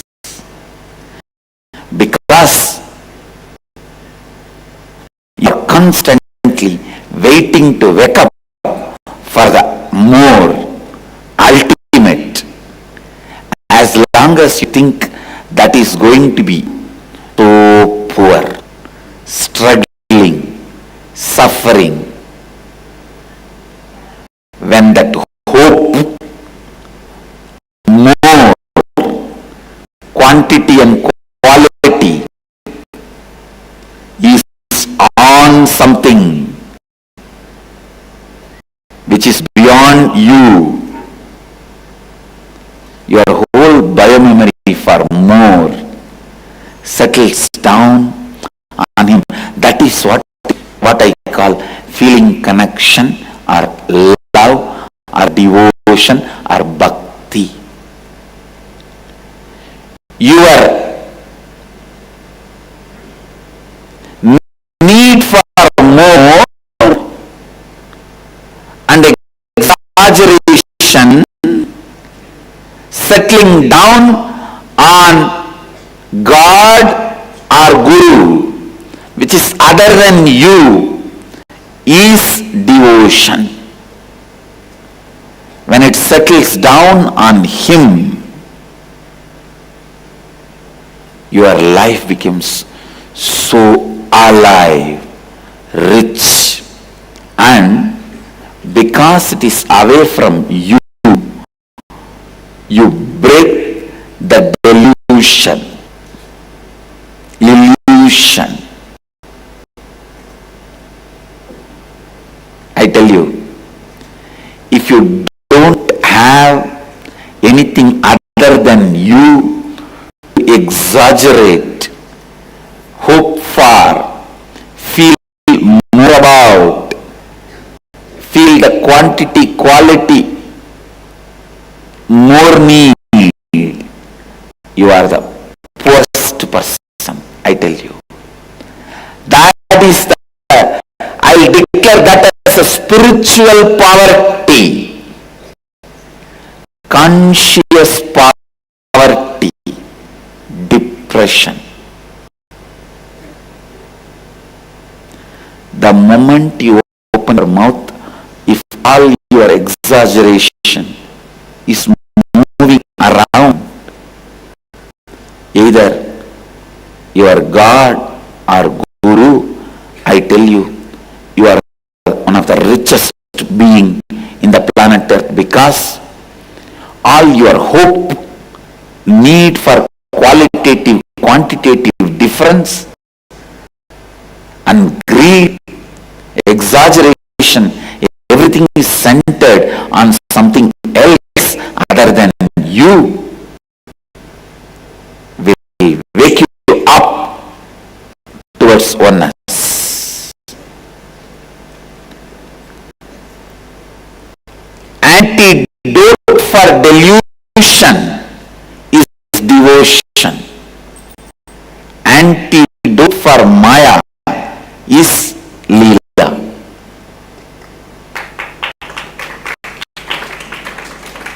Antidote for Maya is Leela.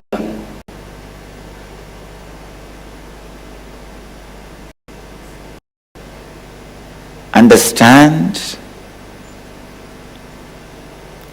Exaggeration is inevitable. You can't kill it. I challenge. Record any of your conversation for 10 minutes. You will see constantly exaggeration erupting. Even in negative way, if you hate somebody, you will exaggerate negatively about that person. Exaggeration is the way your mind functions. So till it dies, let your exaggerations be centered on your God or Guru, your Ishta. Your Ishta.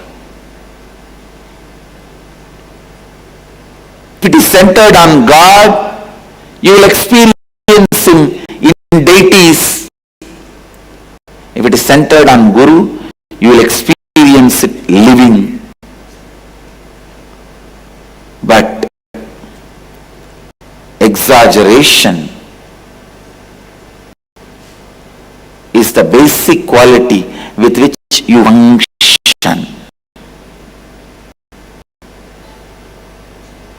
That getting diverted towards the being who can never be exaggerated is devotion. That's the only way you wake up. You wake up to the reality. When you wake up to the reality,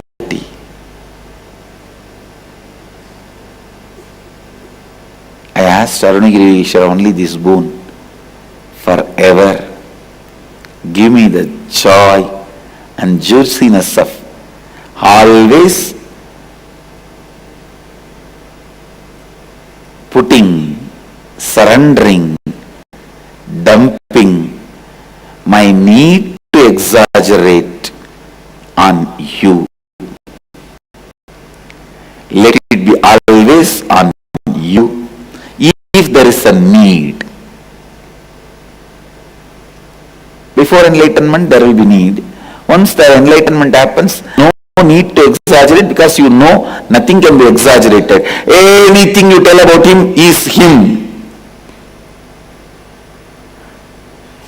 It's only less than him. Exaggeration. Only you will be crying, oh, words cannot be sufficient enough to describe him.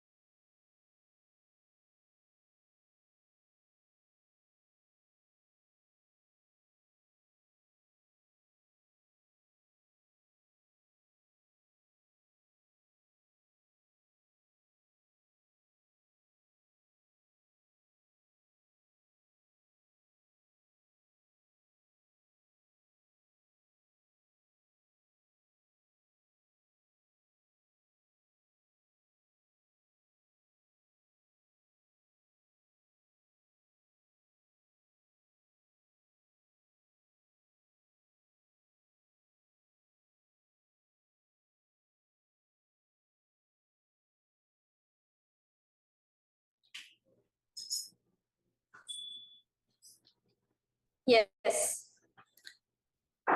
I complete with all the participants for the little interruption being made for all of you during the program. I complete for that.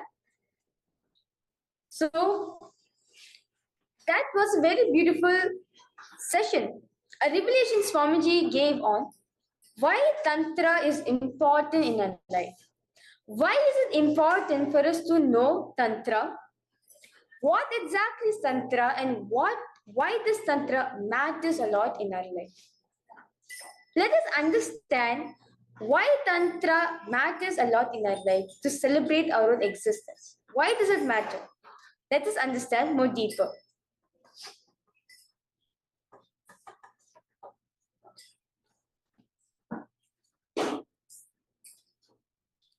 Yes. So, understand a beautiful incident from a life of an enlightened master from Central India. It's a small story Swamiji is giving for all of us. A beautiful incident from the life of an enlightened master from Central India. During the last 10 years of his life, the doctors asked the master to eat a particular kind of food. He was not allowed to eat anything else. He had to eat the same kind of food 3 times in a day and every day. After 2 years, the person who cooked for him came in and complained, Master, I'm bored with cooking the same food. How are you able to eat the same food day after day?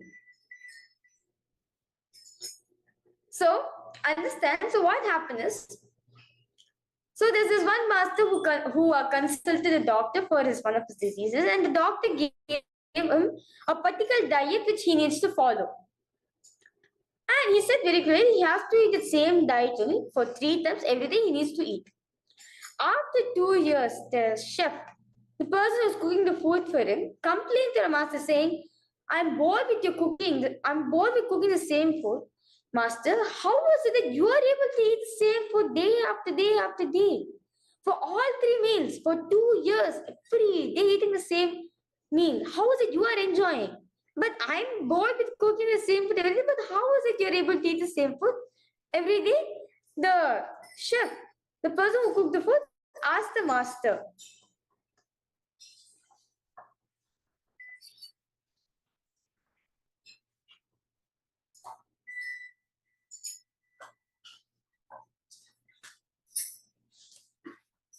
So,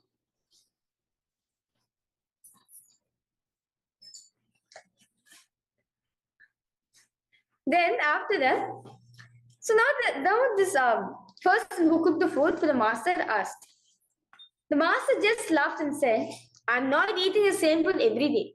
How can I eat the same food every day? I can only eat this food today. Tomorrow's food is totally different.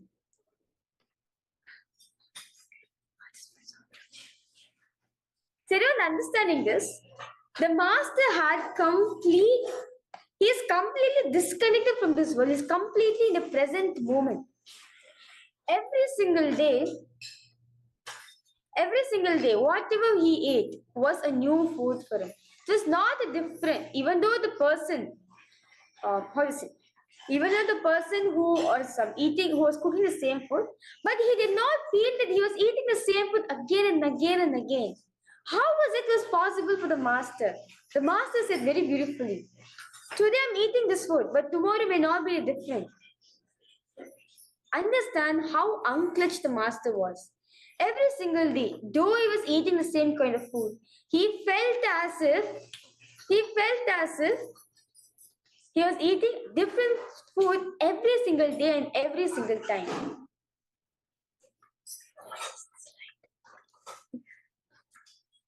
Yes. Ma Lingzan, Ma Ratnaprabha, Ma Hilde, Ma Shakuntala Devi, Maranda Parmeshwari, because all of you post your understanding from this very story. Now understand one thing. Same mistake of interpreting with a past conditioning we do every single time.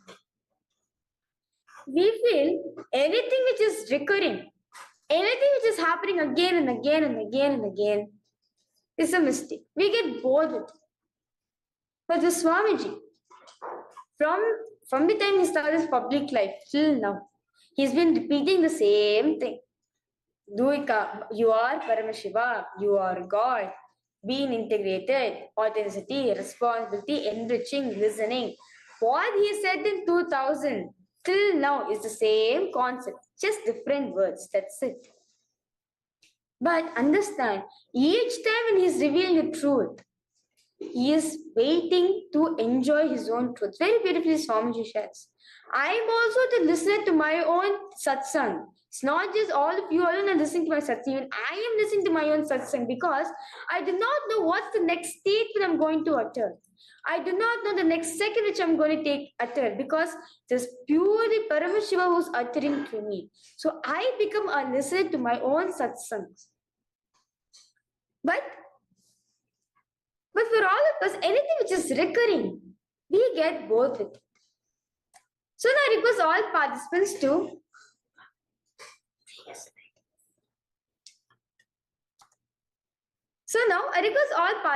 to pen down 10 activities that where the mind has created a shaft says, oh, I do the same thing every single day.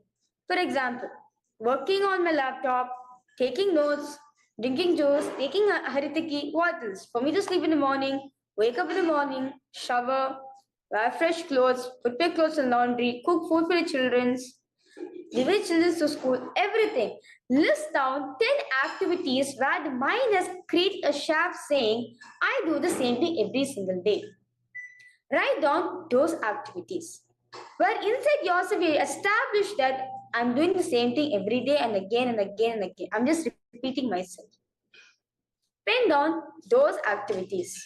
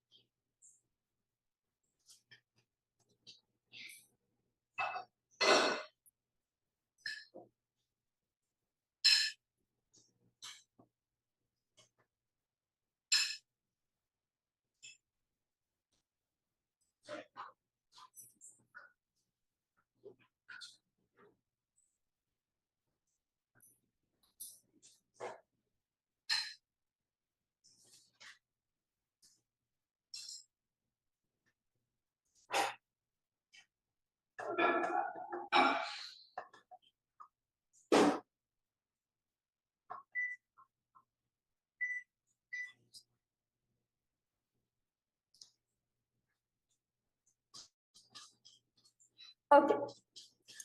Now, all of you list down 10 activities where your mind has created a clear note saying that I'm doing these activities every single day. I do the same thing every single day. Now, just sit and speak for 10 minutes with your Atmamurti. I request all participants to just start speaking to Swamiji. For example, I feel lost. How this course is helping me? When will I know completion is working? How will I know I'm really looking forward to that race?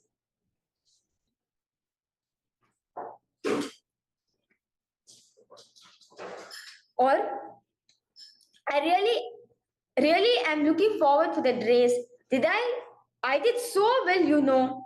I just had an immediate answer for everyone. It's so cool. When I behave like this so spontaneous, this is what I should do next to you. And I'm so looking forward to do that reaction. Understand something.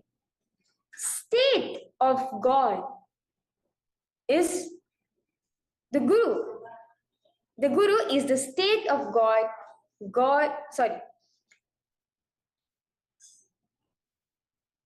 Understand, Guru is the statement, God, state is the God.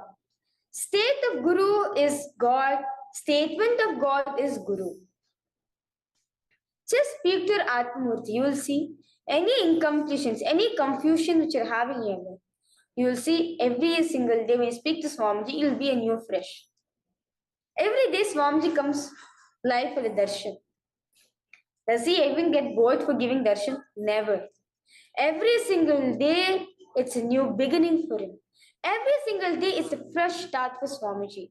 This is what Swamiji means by every day you're being born, every day you're dying.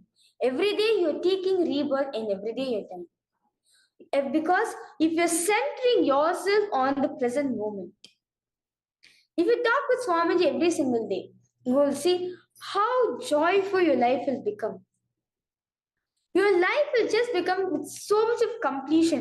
Anything which is you doing every single day, you will just enjoy it. Like how everyday puja, you will just know it's my time with Swamiji. It's my personal feeling connection time with Swamiji. You will just enjoy that time within yourself. Even though you're doing that action every single day, you will just enjoy it. So now I request all participants to start speaking to your Atmurti for a few minutes. Just start speaking. You'll see, Swamiji will show you the answer for what you're seeking for.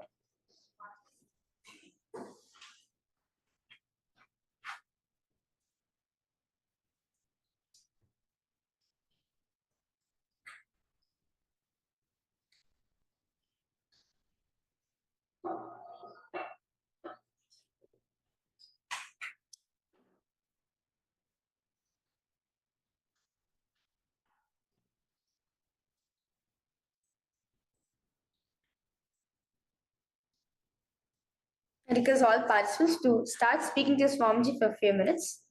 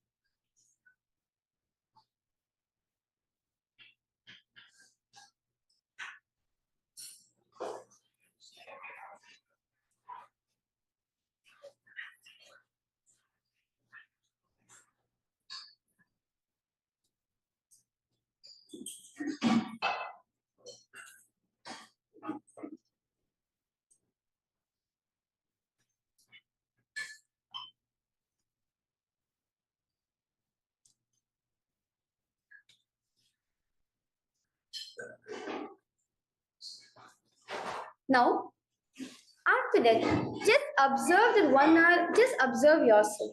In how many places you exaggerated either that person or you or about any subject you are talking.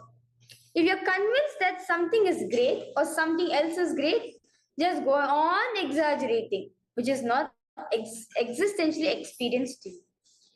In the same study, it was about me. I did this. I should do this. I'm going to do this. Glorifying self.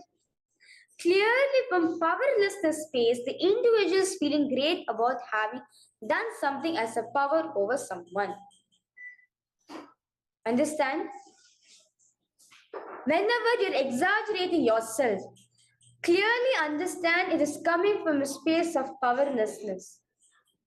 The individual consciousness, the individual feeling, trying to get a power over someone. That's it.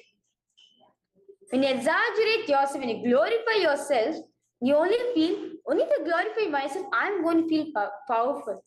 But actually, it is clearly you're doing from the space of powerlessness, where you just want to have power over something.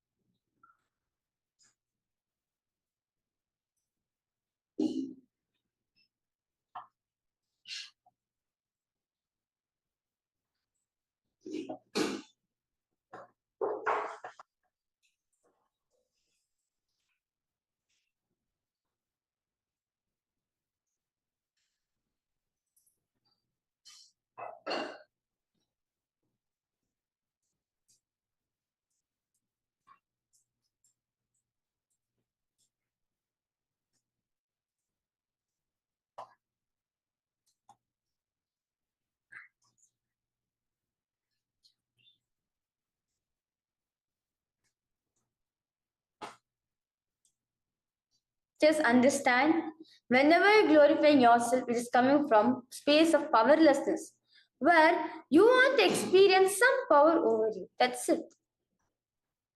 Now, whatever powerlessness which you have been exaggerating all this while, all the things experiencing in your life, just declare completion with it. Just become aware of it. You'll see Swamiji will manifest your reality. He'll turn your powerlessness into powerfulness, empower you to experience the state of Paramashivatva, experience the communion with Paramashiva so that you can manifest whatever you want. That is only Tantra, where you're empowering yourself again and again and again to establish yourself in the space of Paramashiva. With this beautiful understanding which you got from this session, let us move ahead to the power manifestation session. So, throughout the whole day, all the participants, all of you are manifesting power of materialization. We'll be continuing to manifest the power of materialization. This is one of the most unique powers Swamiji has beautifully gifted for the whole world.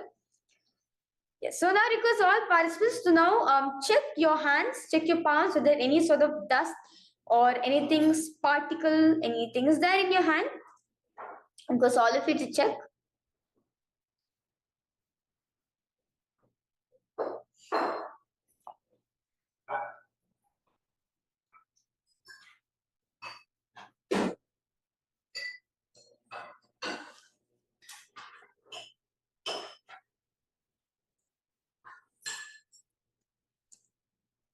Now, in that space, now once all of you have checked your palms and make sure nothing is there in your hands, lock your hands in the Samana Mudra. As you can see, because all participants, all of you can follow me if you're not able to do the Samana Mudra. Keep your hands in front of you, just intersect them. Just interlock and close it. This is the Samana Mudra. Now, remember Swamiji in your inner space. In the pure oneness space with Swamiji. Just remember him. As Swamiji says, when you remember me, I'm there with all of you. Just no need to say my name. Just remember me. That's enough. I'm there in front of all of you. So request all participants to remember Swamiji. You'll see immediately you will feel Swamiji in your breathing space. Immediately you will feel Swamiji. And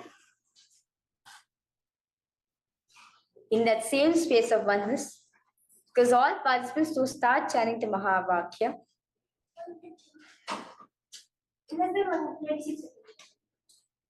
Om Nithyananda Paramashivoham. Om Nithyananda Paramashivoham. Om Nithyananda Paramashivoham.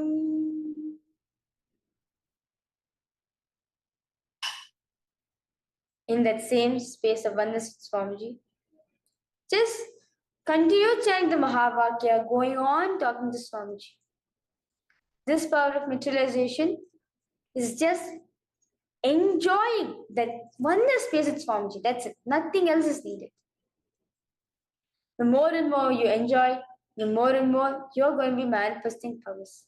So because all participants to start talking to Swamiji. Keep your hands in Samana Mudra. Because all of you to continue to keep your hands in Samana Mudra. Just continue talking to Swamiji. If you have an Atmamurti, you can open your eyes and talk to him directly. Or if you prefer closing your eyes, you can close your eyes. Remember Swamiji, you can speak to him. He's always there listening to all of us. So because all participants to start talking to Swamiji, enjoy that wondrous space with him and continue chanting the Mahavakya.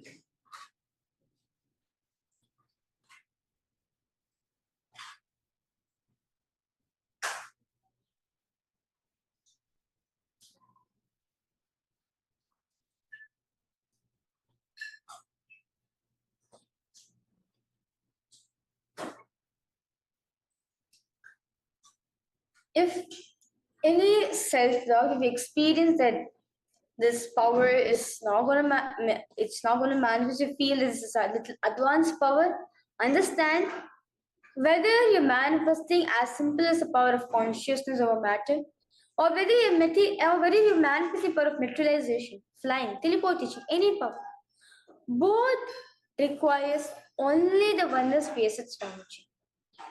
As Swamiji shares very beautifully, Swamiji reveals that Shaktis are manifested from the space of enlightenment. They understand that they are manifesting space of enlightenment. Enlightenment is the root. From that space of enlightenment only, we are manifesting the power. So, whether you're manifesting as simple as the power of consciousness or matter on your hand, or as advanced as you materializing power, you manifest the power of materialization, teleportation, or doing conscious matter on the floor of silicon. All this both requires only one thing. Your oneness experience with Swamiji. That's it. It does not require anything else. Whether your qualification, whether your gender, whether your religion, it does not need anything else. It only needs your oneness space with Swamiji. The moment you establish that feeling connection with Swamiji, that's it. Any power comes, you will be able to manifest because you have established that feeling connection with Swamiji. All matter is that feeling connection. Swamiji very beautiful reveals powers, Shaktis manifest in ordinary human being in extraordinary way just by one initiation of an avatar. Just one initiation of Swamiji is enough for all of us to experience all this tremendous power. That is the initiation of oneness. You experiencing Shakti Pada, where you and Swamiji are one and the same. You are in entanglement with Swamiji. The moment you experience this oneness with Swamiji, any power comes or any obstacle comes in your way, you'll just know how to manifest what you want. Whether in the field of health, wealth, career, relationship, or even you manifesting powers also in any field, in any situation, you will just know from the space of oneness if you operate. From the space that oneness communing with Paramashivoham if you operate, anything you want will just happen. That's one of the biggest guarantees Swamiji gave for all of us in the beautiful satsang that's being played, that from the space of oneness, anything you want will manifest because you are fundamentally asking, fundamentally you're manifesting from the space of Paramashiva. So now, even this power of materialization, I request all participants to just continue to speak with Swamiji. Even if self-doubt is arising in you, say to Swamiji. Or self-doubt, self-hatred, or if you feel it's impossible for you to manifest the power, tell it to Swamiji. At least bring it to his notice. He has the power to come over anything in his life. He has experienced on how to make others manifest. Swamiji has been initiated into all these fields. He's been authorized to make all of us experience these powers. So leave it up to Swamiji. He will take that. The moment you bring it at Swamiji's notice, the moment you start sharing it to Swamiji, understand he is listening to you and he is going to manifest what you want in your life. So request all participants, if any doubts, if any self-doubt is arising in you, or if you have the impossibility that you're not going to manifest the power, just say it to Swamiji. Anything which is impossible, he is going to make it possible. So, because all participants to continue chanting the Mahavakya, enjoy that space of oneness with Swamiji. Enjoy that space which you're having with Swamiji. And just continue talking to him.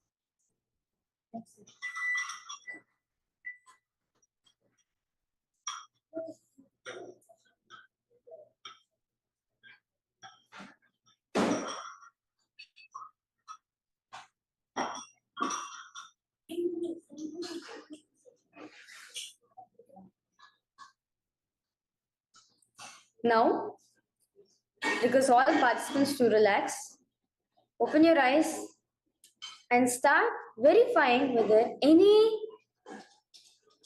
got materialized in your hands like vibhuti, bhasma, kumkum, honey, the sacred Jnananjana, or even turmeric, your hand became yellow, or your hand became red, or you're seeing gold specks in your hands.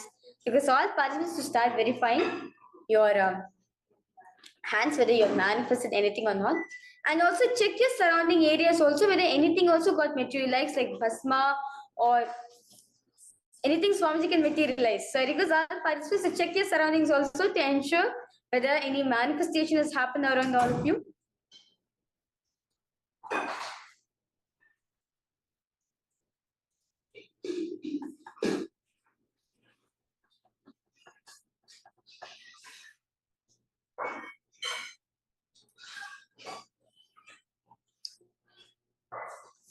So, because all participants to start verifying, you can also post in the chat whether you manifested anything, or if you want to have any clarity, if you have any questions or any clarifications to be made, I request all participants to go ahead, post in the chat section, and immediately will answer for all of you.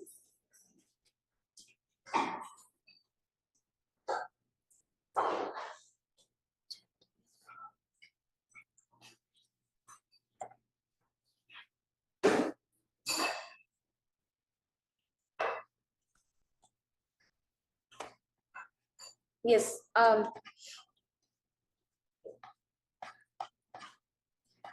Yes. I request all the participants to post. You can post your understandings.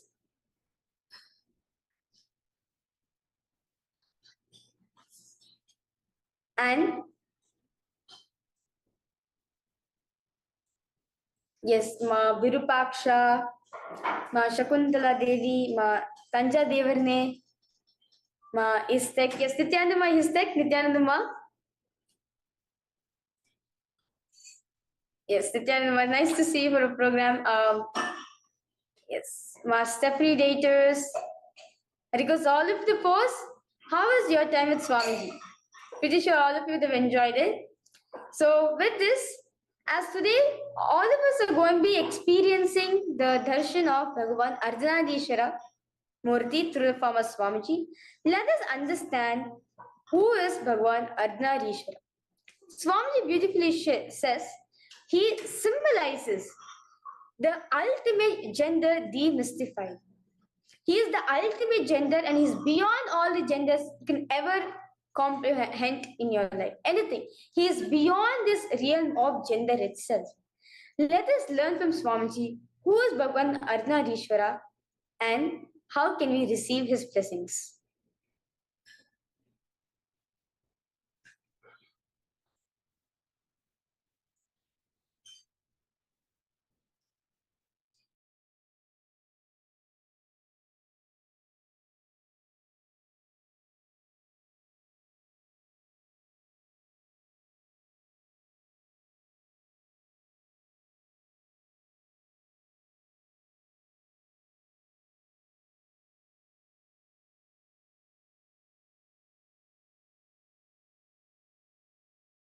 The social concepts and definitions of gender, gender related issues,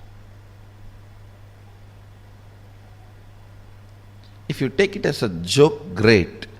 But if you seriously record them in your muscle memory and biomemory and keep them inside your cognition, it can be dangerous. Please listen. It can be dangerous. When a male body made to believe certain concepts of masculine, certain concepts of being a male by the society, the kind of attention that muscle memory, biomemory goes through, the kind of a suppression it goes through, the kind of expectation it has about the other gender, the kind of incompletion it suffers and craves for the suppressed part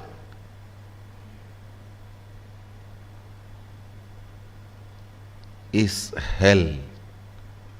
Such punishment for whole life. And the worst thing is,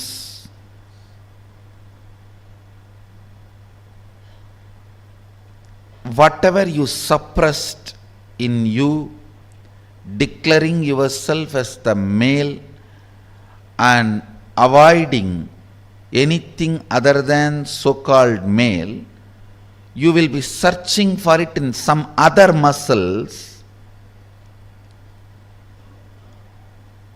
which you will never find. Which you will never find. And this seeking goes on, tortures the person who is living with you, who has committed their life to you. It is like you torture the other person. The other person, she has her own suppressions. She is also product of the society. Unenlightened resources.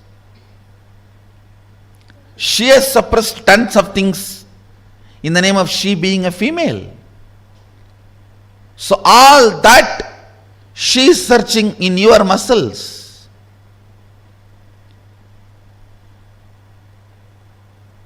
It's like in Indian villages, this early morning hen will come out with chicken and start searching all the dustbins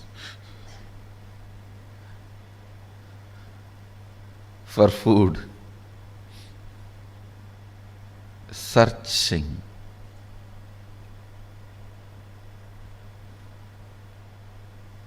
Searching in others for the suppressed component in your muscle. Searching in others for the suppressed component in your muscle.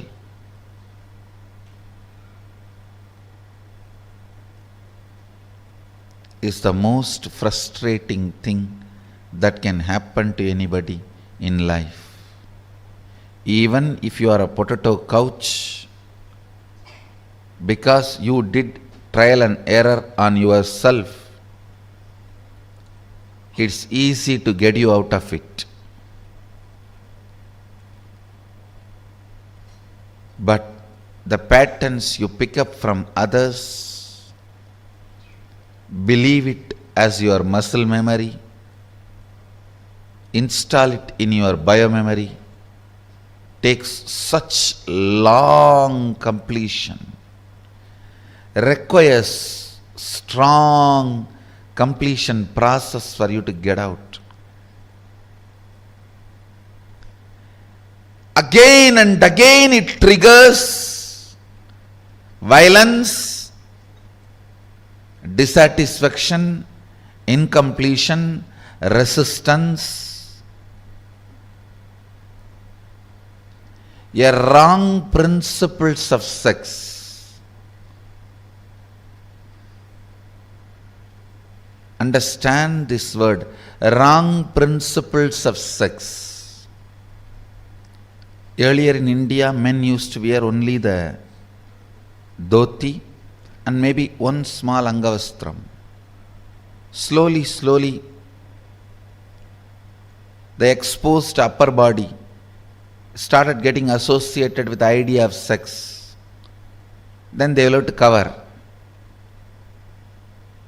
Then now even the exposed shoulders gets associated with the idea of sex. I don't know when the exposed eyes and the nose are going to get associated with the idea of sex. And then you have to wear complete covering.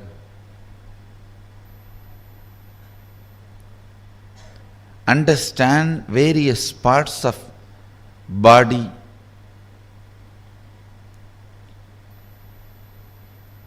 triggering various ideas, concepts, patterns in your system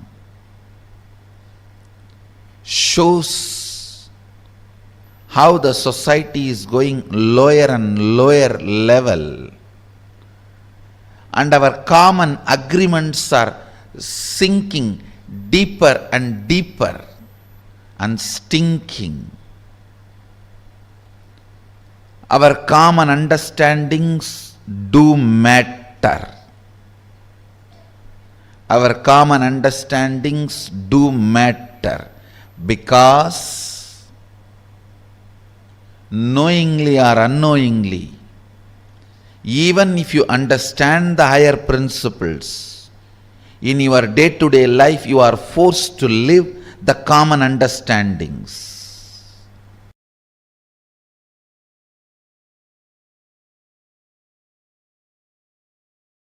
Ardhanarishwara is the ultimate symbol of the completion of the gender identity.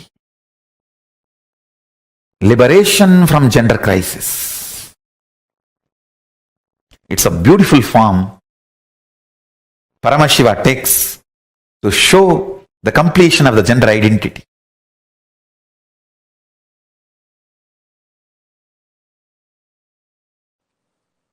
Each manifestation of Paramashiva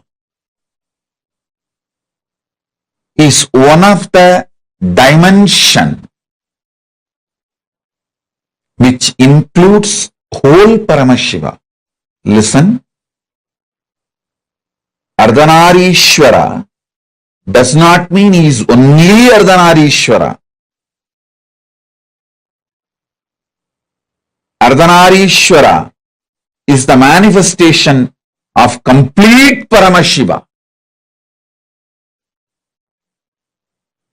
You should know that even if you achieve any one manifestation, you achieve Paramashiva. If you achieve Nataraja, you achieve Paramashiva. If you achieve Lingarupa, you achieve Paramashiva. You achieve Kalabhairava, you achieve Paramashiva. You achieve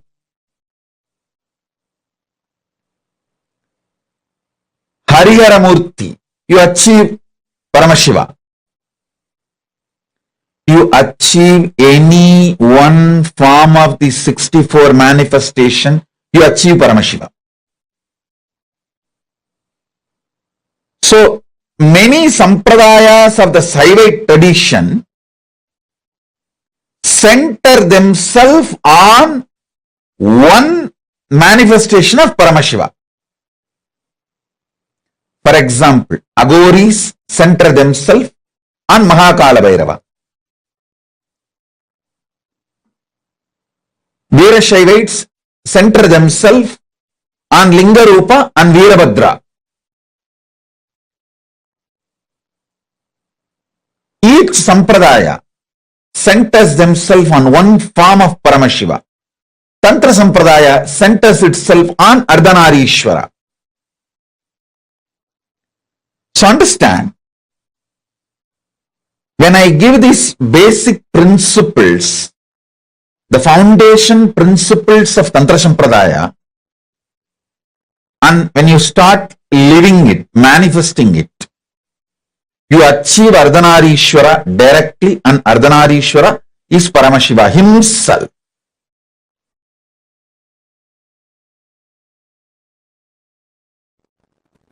The word Tantra simply means technique, methodology. In Sanatana Hindu Dharma, all methodology for manifesting the state, space, powers and being of Paramashiva is called Tantra. That's it. Please understand. State, space, powers and being of Paramashiva, manifesting that is called Tantra. Any methodology adopted for that purpose is called Tantra. In course of time, it got associated with multiple traditions like Shakta, Bauddha, Samana.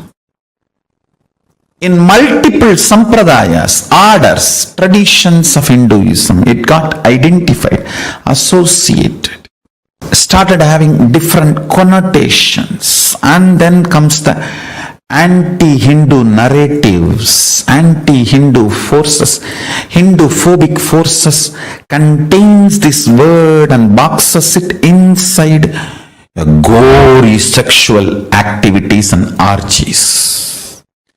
Without any understandings and reality, I tell you, Tantra is the most anti-sex practice. In real tantric practice, whether you do it with your own being or you do it with some beings outside, it just liberates you from everything felt as a need or urge. Understand?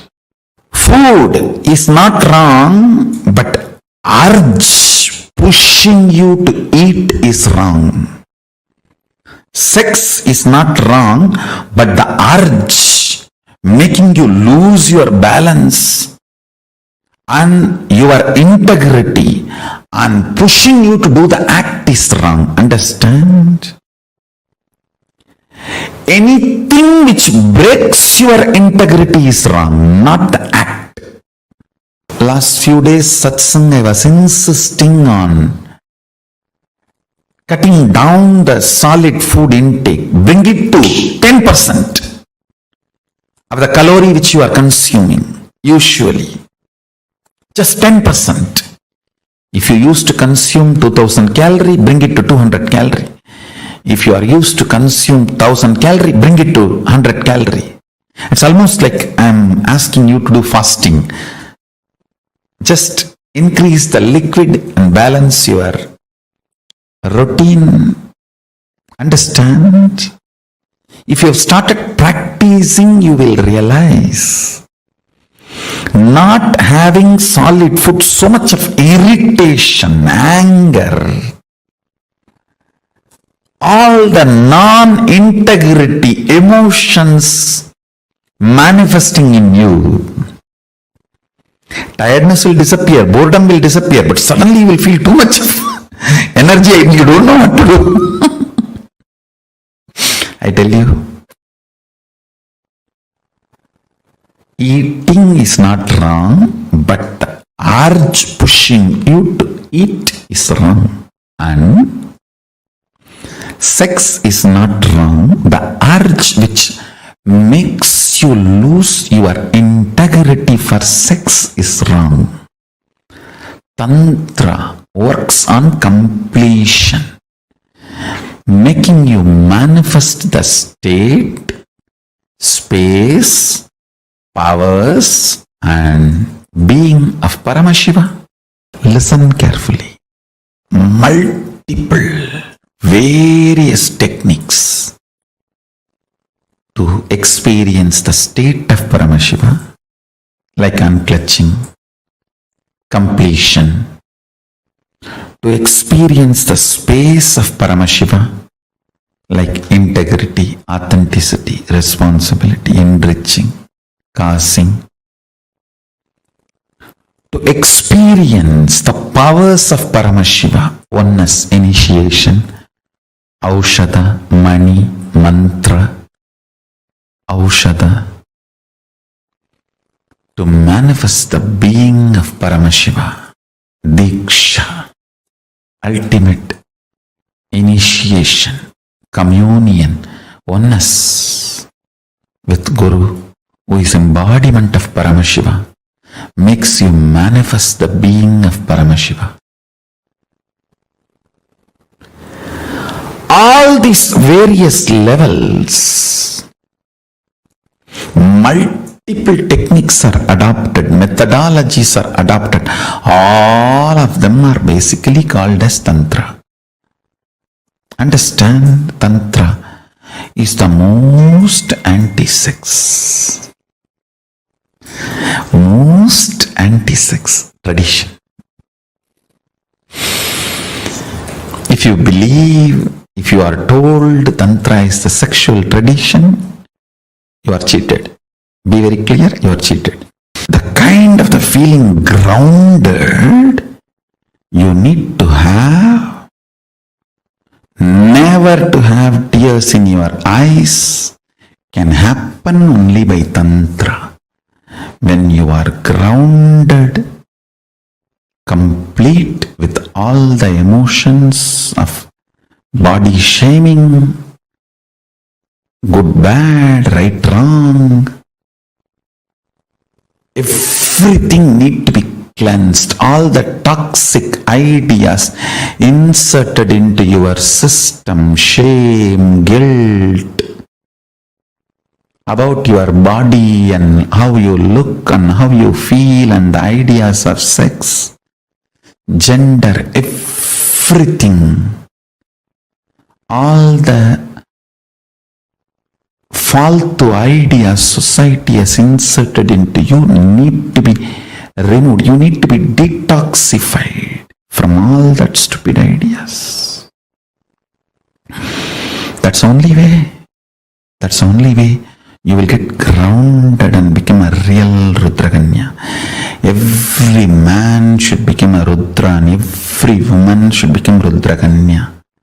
That is Tantra. Every man should become Paramashiva, every woman should become Parashakti.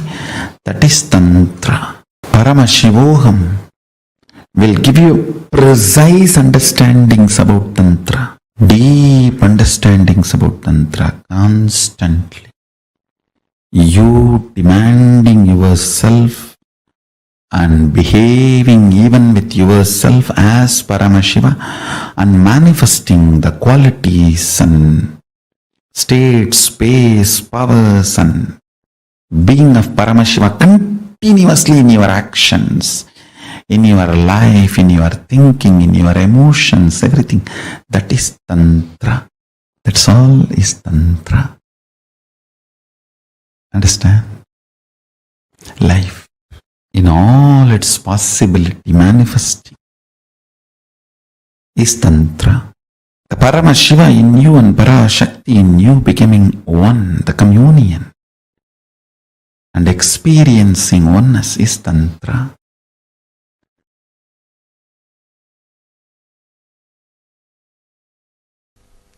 A very powerful incident happened in my life.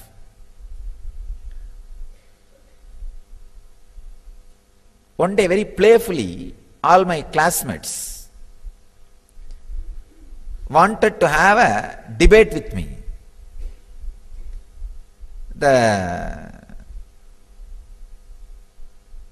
Some questions they asked about Ganesha. I answered very strongly. Then one fellow said, he talks as if he knows everything. The other fellow said, no, he knows everything. And then they said, all right, tomorrow we will come up with question. We will ask any question you answer, we will give you 5 rupees. Those days 5 rupees is a big money. And any question I am not able to answer, I have to give 5 rupees. Some 10 boys gathered. I went to Kuppammal. She told me, go and attend, nothing to be afraid, go and do it. Somehow I had the confidence. And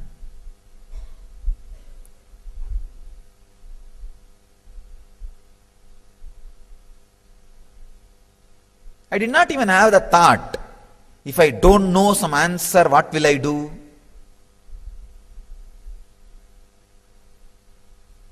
Anyhow, I went and they started putting all kinds of questions. Went on and on and on. I was answering. Suddenly one very tricky question came. See, in Tiruvannamalai, there is a small temple on the Pearl Hill, means Pavalakundru, on that there is a small temple.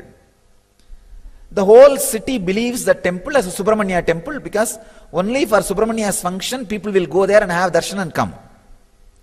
And always on the top of the hill only Subramanya's temple will be there in Tamil Nadu. They just asked me one question. That temple they celebrate the Subramanya celebration. Is it Subramanya's temple? Whole village and the whole, everybody knows it is only Subramanya temple. Before answering, I just looked in. I saw very clearly the point which I call as balance. If you just put a rod between your ears and a rod through your third eye, where the two rods meet, that point is called balance. I saw very clearly that balance opening up and the information getting downloaded. No, it is not Subramanya temple, it is Ardhanarishwara's temple. Subramanya's shrine is also there, but the main deity is Ardhanarishwara. And I tell you honestly, never that information was fed into me through eyes or through ears, because I had never been inside the temple's Garbha Mandir before. Or never I heard from somebody, it is Ardhanarishwara's temple. Never ever the information was fed to me through eyes or through ears. If you open the channel of receiving the information where the eyes and ears meet, that is what I call internet connection. The balance. The sixth sense, if the balance has access to information, it is internet connection.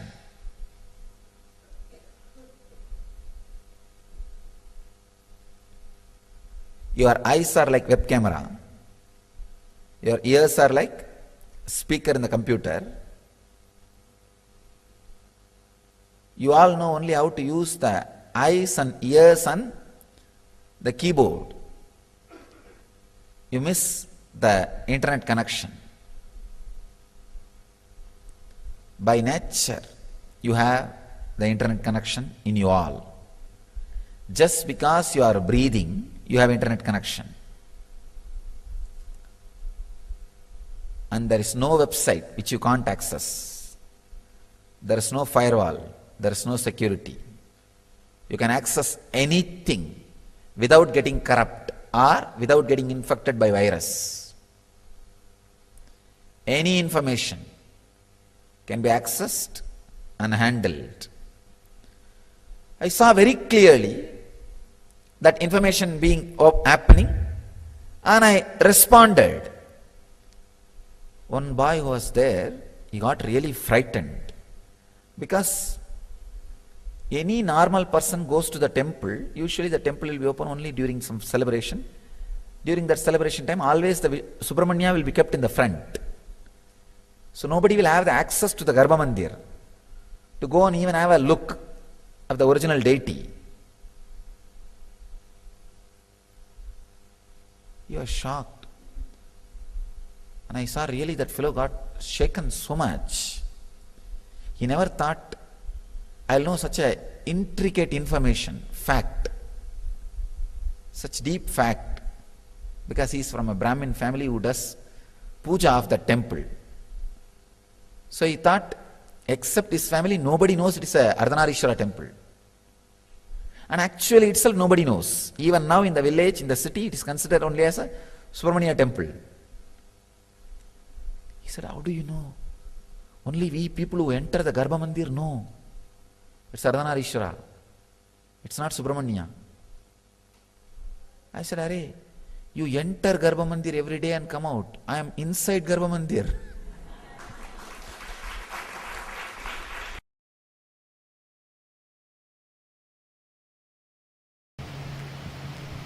An enlightened being cannot be constrained into, first of all, one body. Forget about constraining me into one gender. In Vedic tradition, we call enlightened beings as transcendental gender, not transgender. Transcendental gender. Neither male nor female or gay or lesbian or transgender. It's a separate kind of a body. We call it Divya Sarira, which reflects the way you want to see, you will go on be seeing it. The way you want to perceive, you will be perceiving it. The way you want to enjoy, you will be enjoying it. So it is even in language, words, Sanskrit gives exemption from all the grammar, rules, everything to enlightened beings. The Sanskrit grammarian, he says, enlightened beings are trying to express something which can never be expressed through words. So they are exempted from all grammar rules, everything. It is called Arsha Prayoga. Whenever a rishi uses the language for his own convenience, the way he wants and the way he interprets, it is accepted as a trend and grammar rule, and it is called Arsha Prayoga.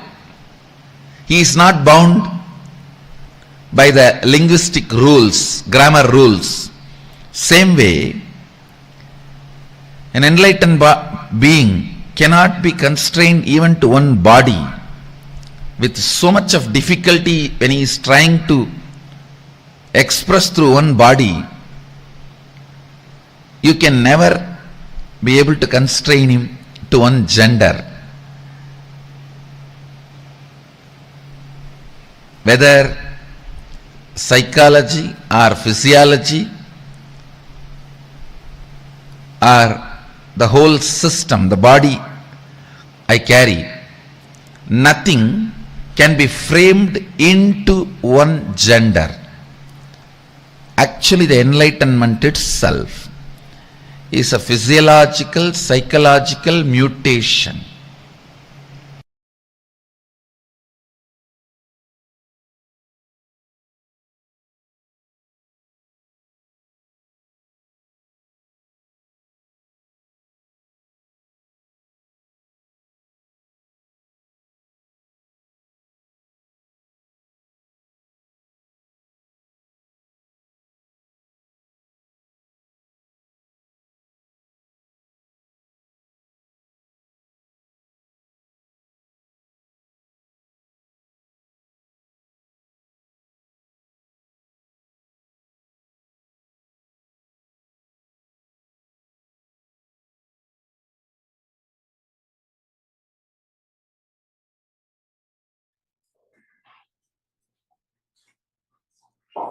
Yes. That was a very beautiful revelation. Swamiji spoke on Ardhanarishwara, the manifestation of Paramashiva, which went beyond any gender. Actually, Swamiji shares very beautifully. If you connect any form of the 64 forms of Paramashiva, if you connect any form, they will reveal themselves to you. If you connect with Ardhanarishwara, he will reveal himself to you. If you connect with Kalabhairava, Bhagwan Mahakalabhairava, he reveals himself to you. Each of these 64 manifestation Paramashiva gives us a very unique thing from all of them. Ardhanarishwara represents the ultimate gender demystified for yourself and for others. He represents the ultimate gender a person can even have. He is not just gender alone, he is beyond gender. Anything which cannot be counted, it's much more. Very beautifully, Swamiji also experienced this space of ultimate gender within himself when Swamiji was sitting in the Pavalakundru rock, the sacred place where Devi Paramashiva Shakti experienced herself as Ardhanarishwara. In this place called Pavalakundru in Tiruvannamalai, Swamiji, which is in Swamiji's birthplace, when where Paramashiva Shakti, Devi Parashakti herself experienced oneness with Paramashiva. Swamiji had a profound experience of feeling one with everything around him and being able to see the 360-degree around him in this particular place. And this place, even now still there in Tiruvannamalai, it is respected as Paramashiva Shila, where the exact place when Swamiji became enlightened, realized everything one within himself and everything. Swamiji experienced the 360-degree power. Now understand one thing. The ultimate gender is Ardhanarishvara. The transcendental gender happens where the level of completion, where the depth of completion reaches to your very biomemory itself. All mental and physical disorders are due to a parasite which is sitting inside the biomemory. The pure biomemory is your Kula Devata. All of us need to understand one thing. All the disorders, all the problems which you're having related to your mind, everything is related to the parasite which is sitting inside of you. It's due to the bacteria, the parasites which is sitting in your being, in your biomemory. For example, you have a clean pool, you have a clean pond, you have a clean pool of water. If leaves, for example, if something is dirty falls on it, obviously the pool will lose its cleanliness. It will start becoming dirty. Same way, your biomemory is very clean, it's very pure. This is your parasites which comes and pollutes it. Understand one thing very beautifully. The nature of Ardhanarishvara is taken from the Shiva Sutra, Sutra 11, Sutra 13, Chapter 1, Sutra 13, where Bhagavan Paramashiva says, Icha Shakti Ruma Kumari, meaning his will is the energy of Paramashiva. It is called Uma, the independent willpower of Paramashiva, and it is called Kumari, the cosmic energy that plays. Very beautifully, in one more Shastra Paramar, which is given for all of us to understand more deeper. Prapancha Shrutyam Mukha Lahasyakai Samasta Samharaka Tandavaya Jagat Jananyai Jagatika Pitre Namah Shivaya Cha Namah Shivaya. Meaning, nature of Ardhanarishvara as described by Adi Shankara's translation. My salutations to both Parvati and Shiva, to her whose dance marks the creation of the world, to him whose dance destroys everything, to her who is mother of the universe, to him who is the father of the universe. Very beautifully, all of us understood that wherever there is Paramashiva, there is Paramashiva Shakti. Wherever there is Paramashiva Shakti, there is Paramashiva. Out of Devi's dance, she creates the whole cosmos. Out of Paramashiva's dance, he rejuvenates everything. The one who is the mother of the cosmos, Devi Paramashiva Shakti, and also the one who is the father of the universe, the father of the cosmos, Bhagavan Paramashiva. All of us need to understand the mother of the universe, which is the nature of Bhagavan Ardhanarishvara. He is neither male or nor female. He is both. He also represents the female component, the Paramashiva Shakti component in him. He also represents the male component, the Paramashiva energy in him. He is both. Now, I request all participants to understand this thing very beautifully. Understand this. Information you receive through your senses from the outer world and the actions you do, both of these travels into your internal organ. From there it goes to intra-organ. Then from there, it impacts the consciousness which is operating this system. Same way, any conscious decision, will persistence you take, it moves from consciousness to your intra-organ, from your internal organ to the internal, internal organs, from the internal organs to the body.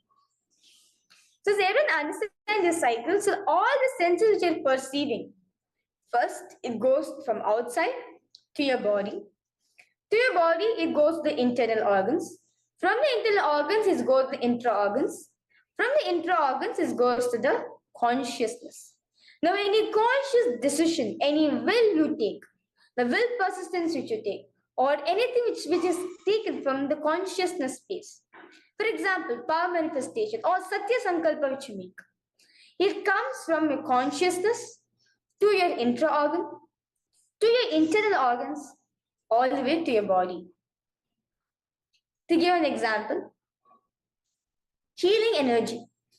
It comes from consciousness, then it goes to the intra-organs, then it goes to the internal organs, then it goes to the full body. Understand? All diseases travel from body to consciousness. All cures travel from consciousness to the body. All the bad things are from body to consciousness, and all the best things are from consciousness to the body. That is all is Tantra. Tantra is understanding all the best things which is happening in your life comes from your consciousness. And all the parasites and all the diseases which is happening in your life, all the pains, suffering which is caused in your life are from body to consciousness. That's why Swamiji says very beautifully, your biomemory is pure because it's consciousness. The Kula Devata. Your Kula Devata means the family deity is pure biomemory. It is pure. But you make it impure by adding parasites from outside. Meaning all the patterns, all the pains, all the judgments, all the ideas, all the incompletions that you have, you pollute it. But naturally, from the very consciousness, the biomemory itself is very pure. So that requires all participants to internalize this truth, where all the bad things are from body to consciousness, and all the best things are from consciousness to the body. That is all is Tantra. So requires all participants to make the two columns. One can be from body to consciousness, and the other can be consciousness to the body. And all we can write down in the from all the patterns from body to consciousness, all everything, your incompletions, your desires, your pain, your suffering, your patterns, all your whatever, you can write down in that column. Now all the good things like the power manifestation, the initiation, the Shakti Pada, the oneness experience you're having with Swamiji, or the darshan with Swamiji, or the completion process, or the healing energy, everything comes from the consciousness of the body. So because all participants take few minutes and segregate all your actions, all your incompletions based on these two columns.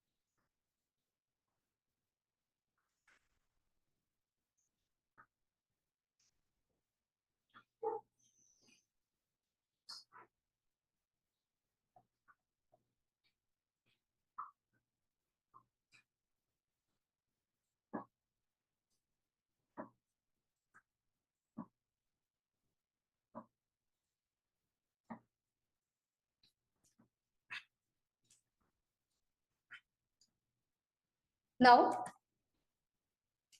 information travels from the senses. Information from the senses travels from the body to the internal organs, to the intra-organs, and all the way to consciousness. And the conscious decision. Will persistence travels from consciousness to intra-organ, internal organs, and to body. Apply this formula in your pleasure, in your pain, in your eating, in your seeing, in your music, in your dance, in your spiritual decisions, religious decisions, economical decisions, cultural decisions, social decisions, and ultimately even political decisions you can make from this understanding.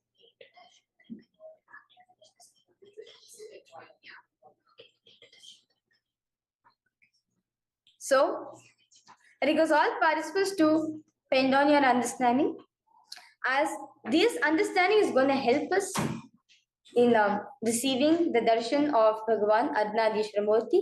So now request all participants to head to Facebook. You can post your understandings which you get from this session.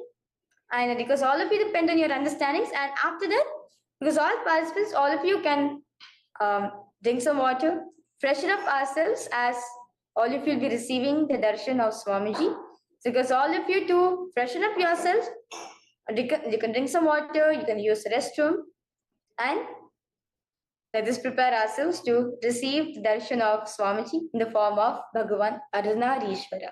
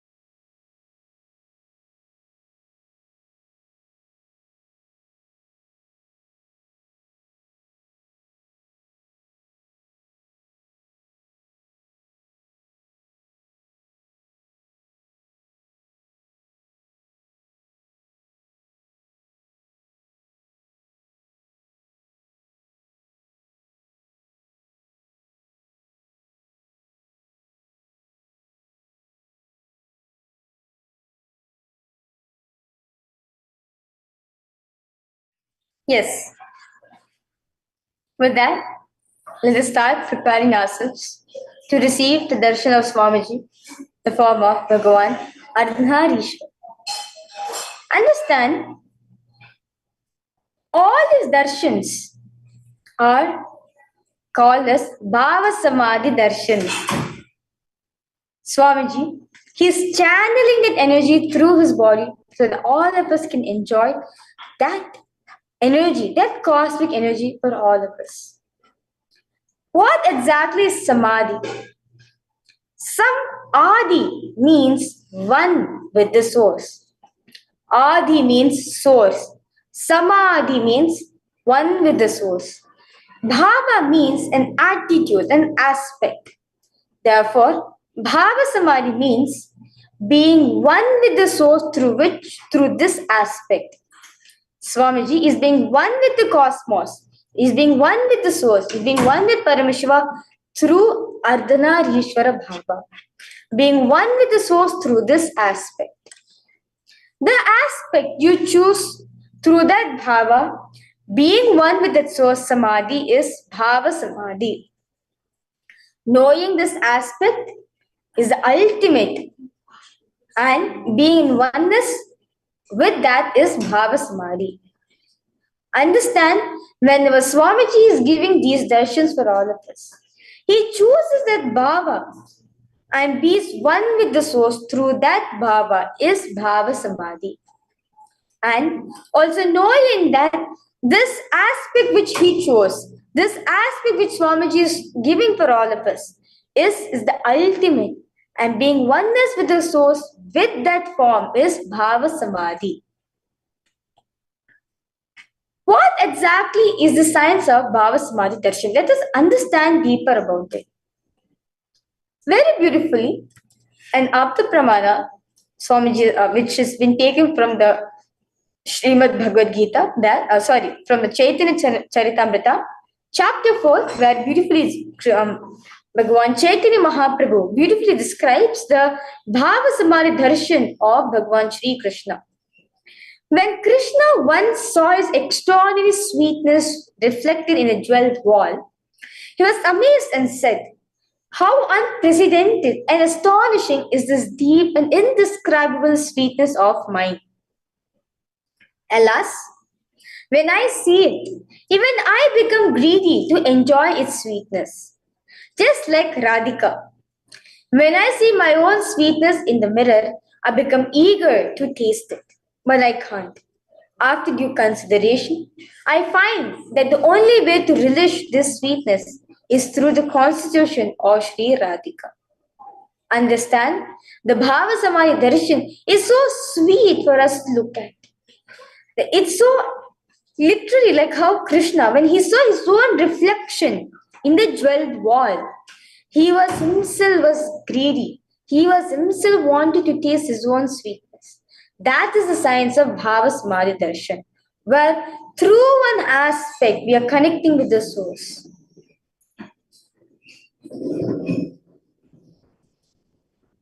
Now, let us understand more deeper truths about this. So, understand the Archavatara, meaning the deity, reflects the conscious and manifestation, the being of a superconscious energy. But we human beings are not mature enough to receive the higher level experiences from the Archavatara directly. In Hinduism, there's two types of avatars. One is the Archavatara. Second is the Nijavatara. The Archavatara is the deity. For example, a Shivalinga or any deity which you see in the temple. That thus radiates the superconscious energy. But what to do? But we human beings are not mature enough. We're not raised to the higher level of frequency to cognize that the Archavatara is living there. So, to bridge the gap between the deity and us, an avatar has to come down. The Nijavatar, the physical embodied form, comes down to bridge the gap and create experience for the superconscious energy in all of us. Paramashiva, in the form of Swamiji, has taken birth, has incarnated in the form of Swamiji for all of us to enjoy this signs for all of us to enjoy the superconsciousness energy.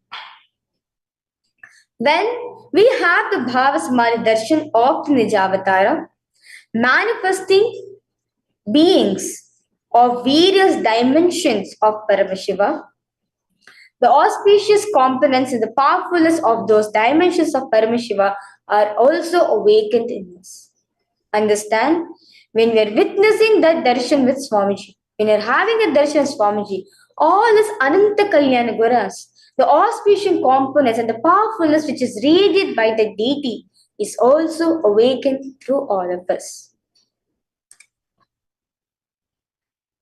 The scientific term bhava can be defined as directing and activating the emotional and spiritual energy that is created through meditation on the avatar. So, during Bhava Samadhi Darshan, we mirror neurons that of the avatar's neuron. Understand? We mirror the neurons which is happening in Swamiji's brain. How, when we just see Bhava Samadhi Darshan alone, we are able to mirror Swamiji's neuron? Let us understand more deeper about it. The brain neuron mirror activate, process all the observed movements of the information of the avatar just by seeing and without the physical act of imitation. Understand? The brain mirrors the neurons of Swamiji just through seeing alone. When you see Swamiji, that is enough for you to mirror Swamiji's neurons in your brain. You do not need any physical contact. You do not need any physical contact. Anything is needed. You just need sight. You just need to see Swamiji. That is enough. So that you can mirror Swamiji's neurons into you. Understand that is, our entire body is silently and without movement recreates what is happening. Distance is far away, experiencing the superconscious energy which is radiated by the avatar. When we mirror Swamiji's neurons, understand that superconscious energy which is radiated by Swamiji thousands of miles across, you will be able to experience it because it is a direct initiation, a direct superconscious energy which has been transmitted to all of us just through this mirror neurons alone. Now understand, Bhava Samadhi Darshan is not an event in space and time. Rather, Darshan happens at the moment when we are lifted out of the space and time. That is why when you see, whenever we are seeing a darshan with Swamiji, we do not bother about the time. Who knows, darshan may start for some of you early in the morning and it will be like in the afternoon. We just spend time with darshan because darshan is not limited.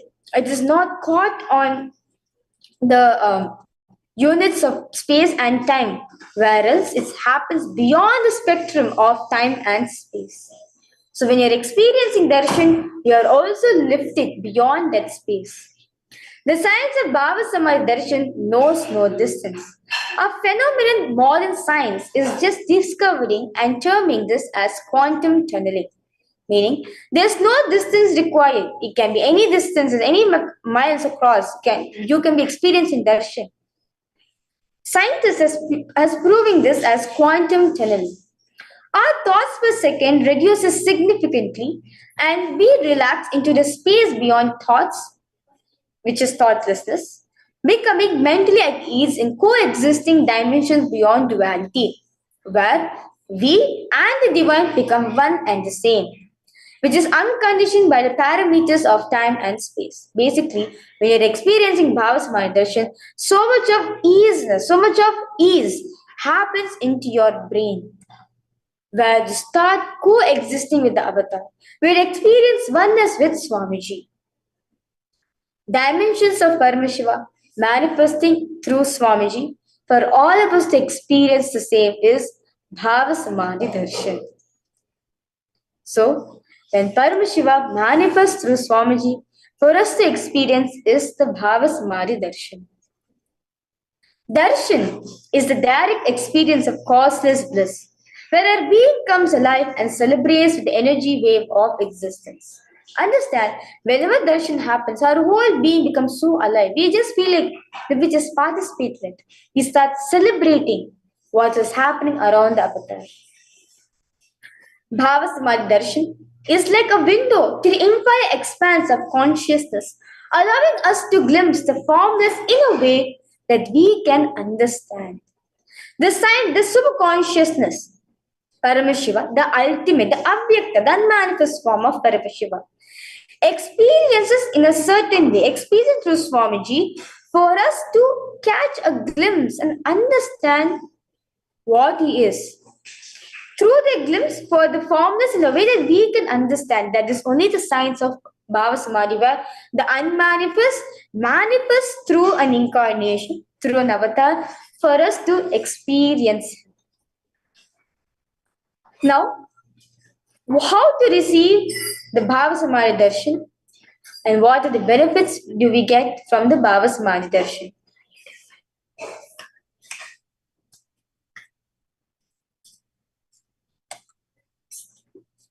Very beautifully in the Malini Vijayottara Tantra, very beautifully says, Katana Shaktipadadva Yadva Padavalokanat Prasadat Swaguro Samyak Prapyate Paramam Padam. Meaning, by the enlightening teachings of the Guru, Katana, by the Shaktipada, the graceful transmission of the spiritual powers from the Guru, by looking at the sacred feet of the Guru, or by the complete loving favor of the Guru, the Prasad, the ultimate goal space, Paramam Padam, is attained. So, just by witnessing Swamiji is enough, we experience the ultimate for us within ourselves. Now, understand it because all participants to consciously cognize this context. Understand, I know you are the source for everything. We understand Swamiji is the source for everything which is happening. You are everything and you are in the embodied form of the supreme point of Hinduism. Understand? The Paramashiva is pervading everywhere and has taken the form of the supreme point of Hinduism as Swamiji for all of us to connect. You are the source for both. Let me connect with you. Let you reveal yourself to me. Let me be in the Bhava Samadhi of you.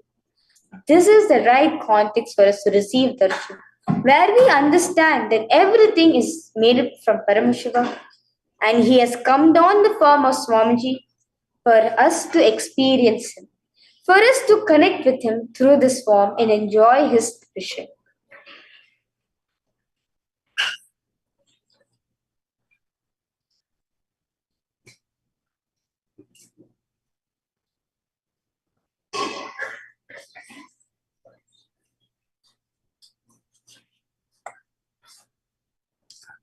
Understand, even without much effort from our side, or whereby your memory awakens to the space of Paramashiva, ultimate consciousness during the Bhava Samadhi Darshan.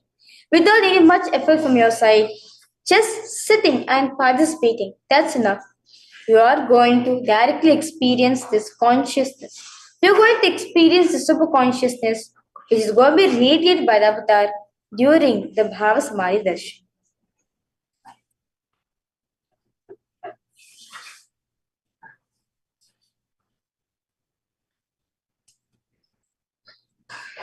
Now, the best way to receive the Bhava Samadhi Darshan is gratitude.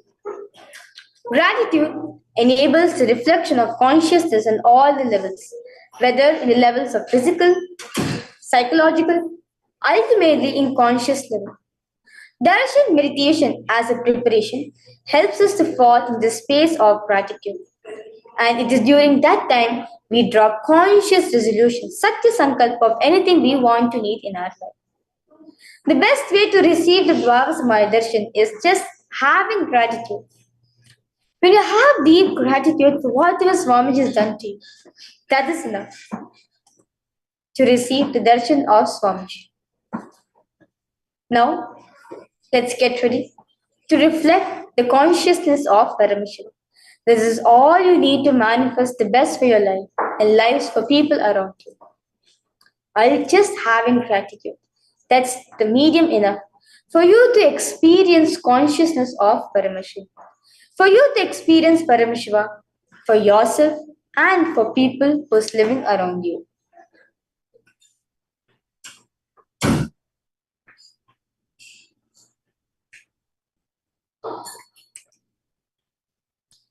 Understand? Even if mandala enters into a system 3 times, it will manifest powers and powerful cognitions. Understand?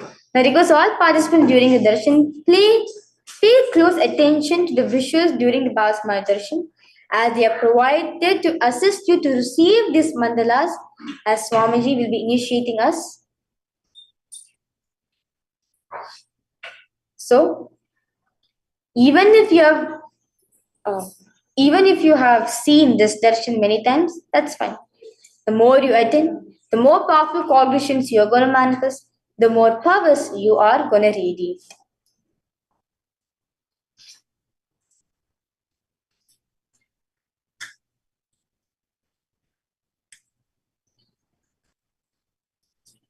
Understand? When we see the darshan of Swamiji, it awakens your Kundalini Shakti, which is the latent potential energy in every human being. This Kundalini Shakti is actually an energy which is just there in all of us, which can be awakened by an avatar. Once this Kundalini is awakened, it results in extraordinary ability expressed through us, like the power of third eye reading, ability to have remote vision, body scanning, levitation, materialization, teleportation. All the powers will start manifesting through you.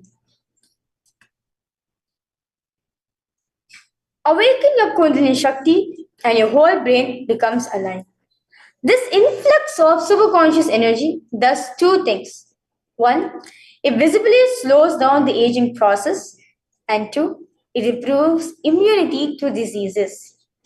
With increased levels of coherence, the whole brain comes alive, turning into a superconductor of conscious energy that heals, empowers, and transforms our life.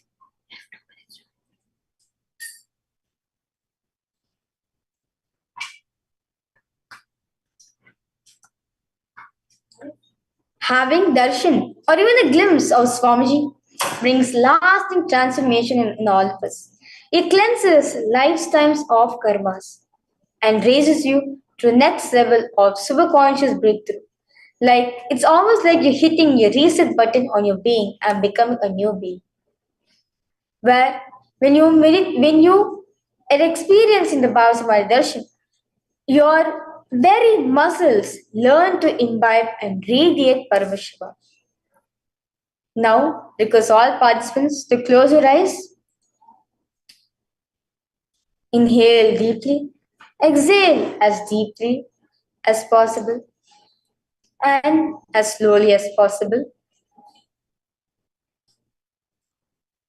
Request all participants to close their eyes, settle down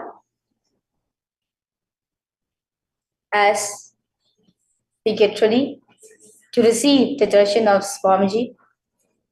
Have the space of intense gratitude for yourself. Have intense gratitude for whatever Swamiji has done to your life.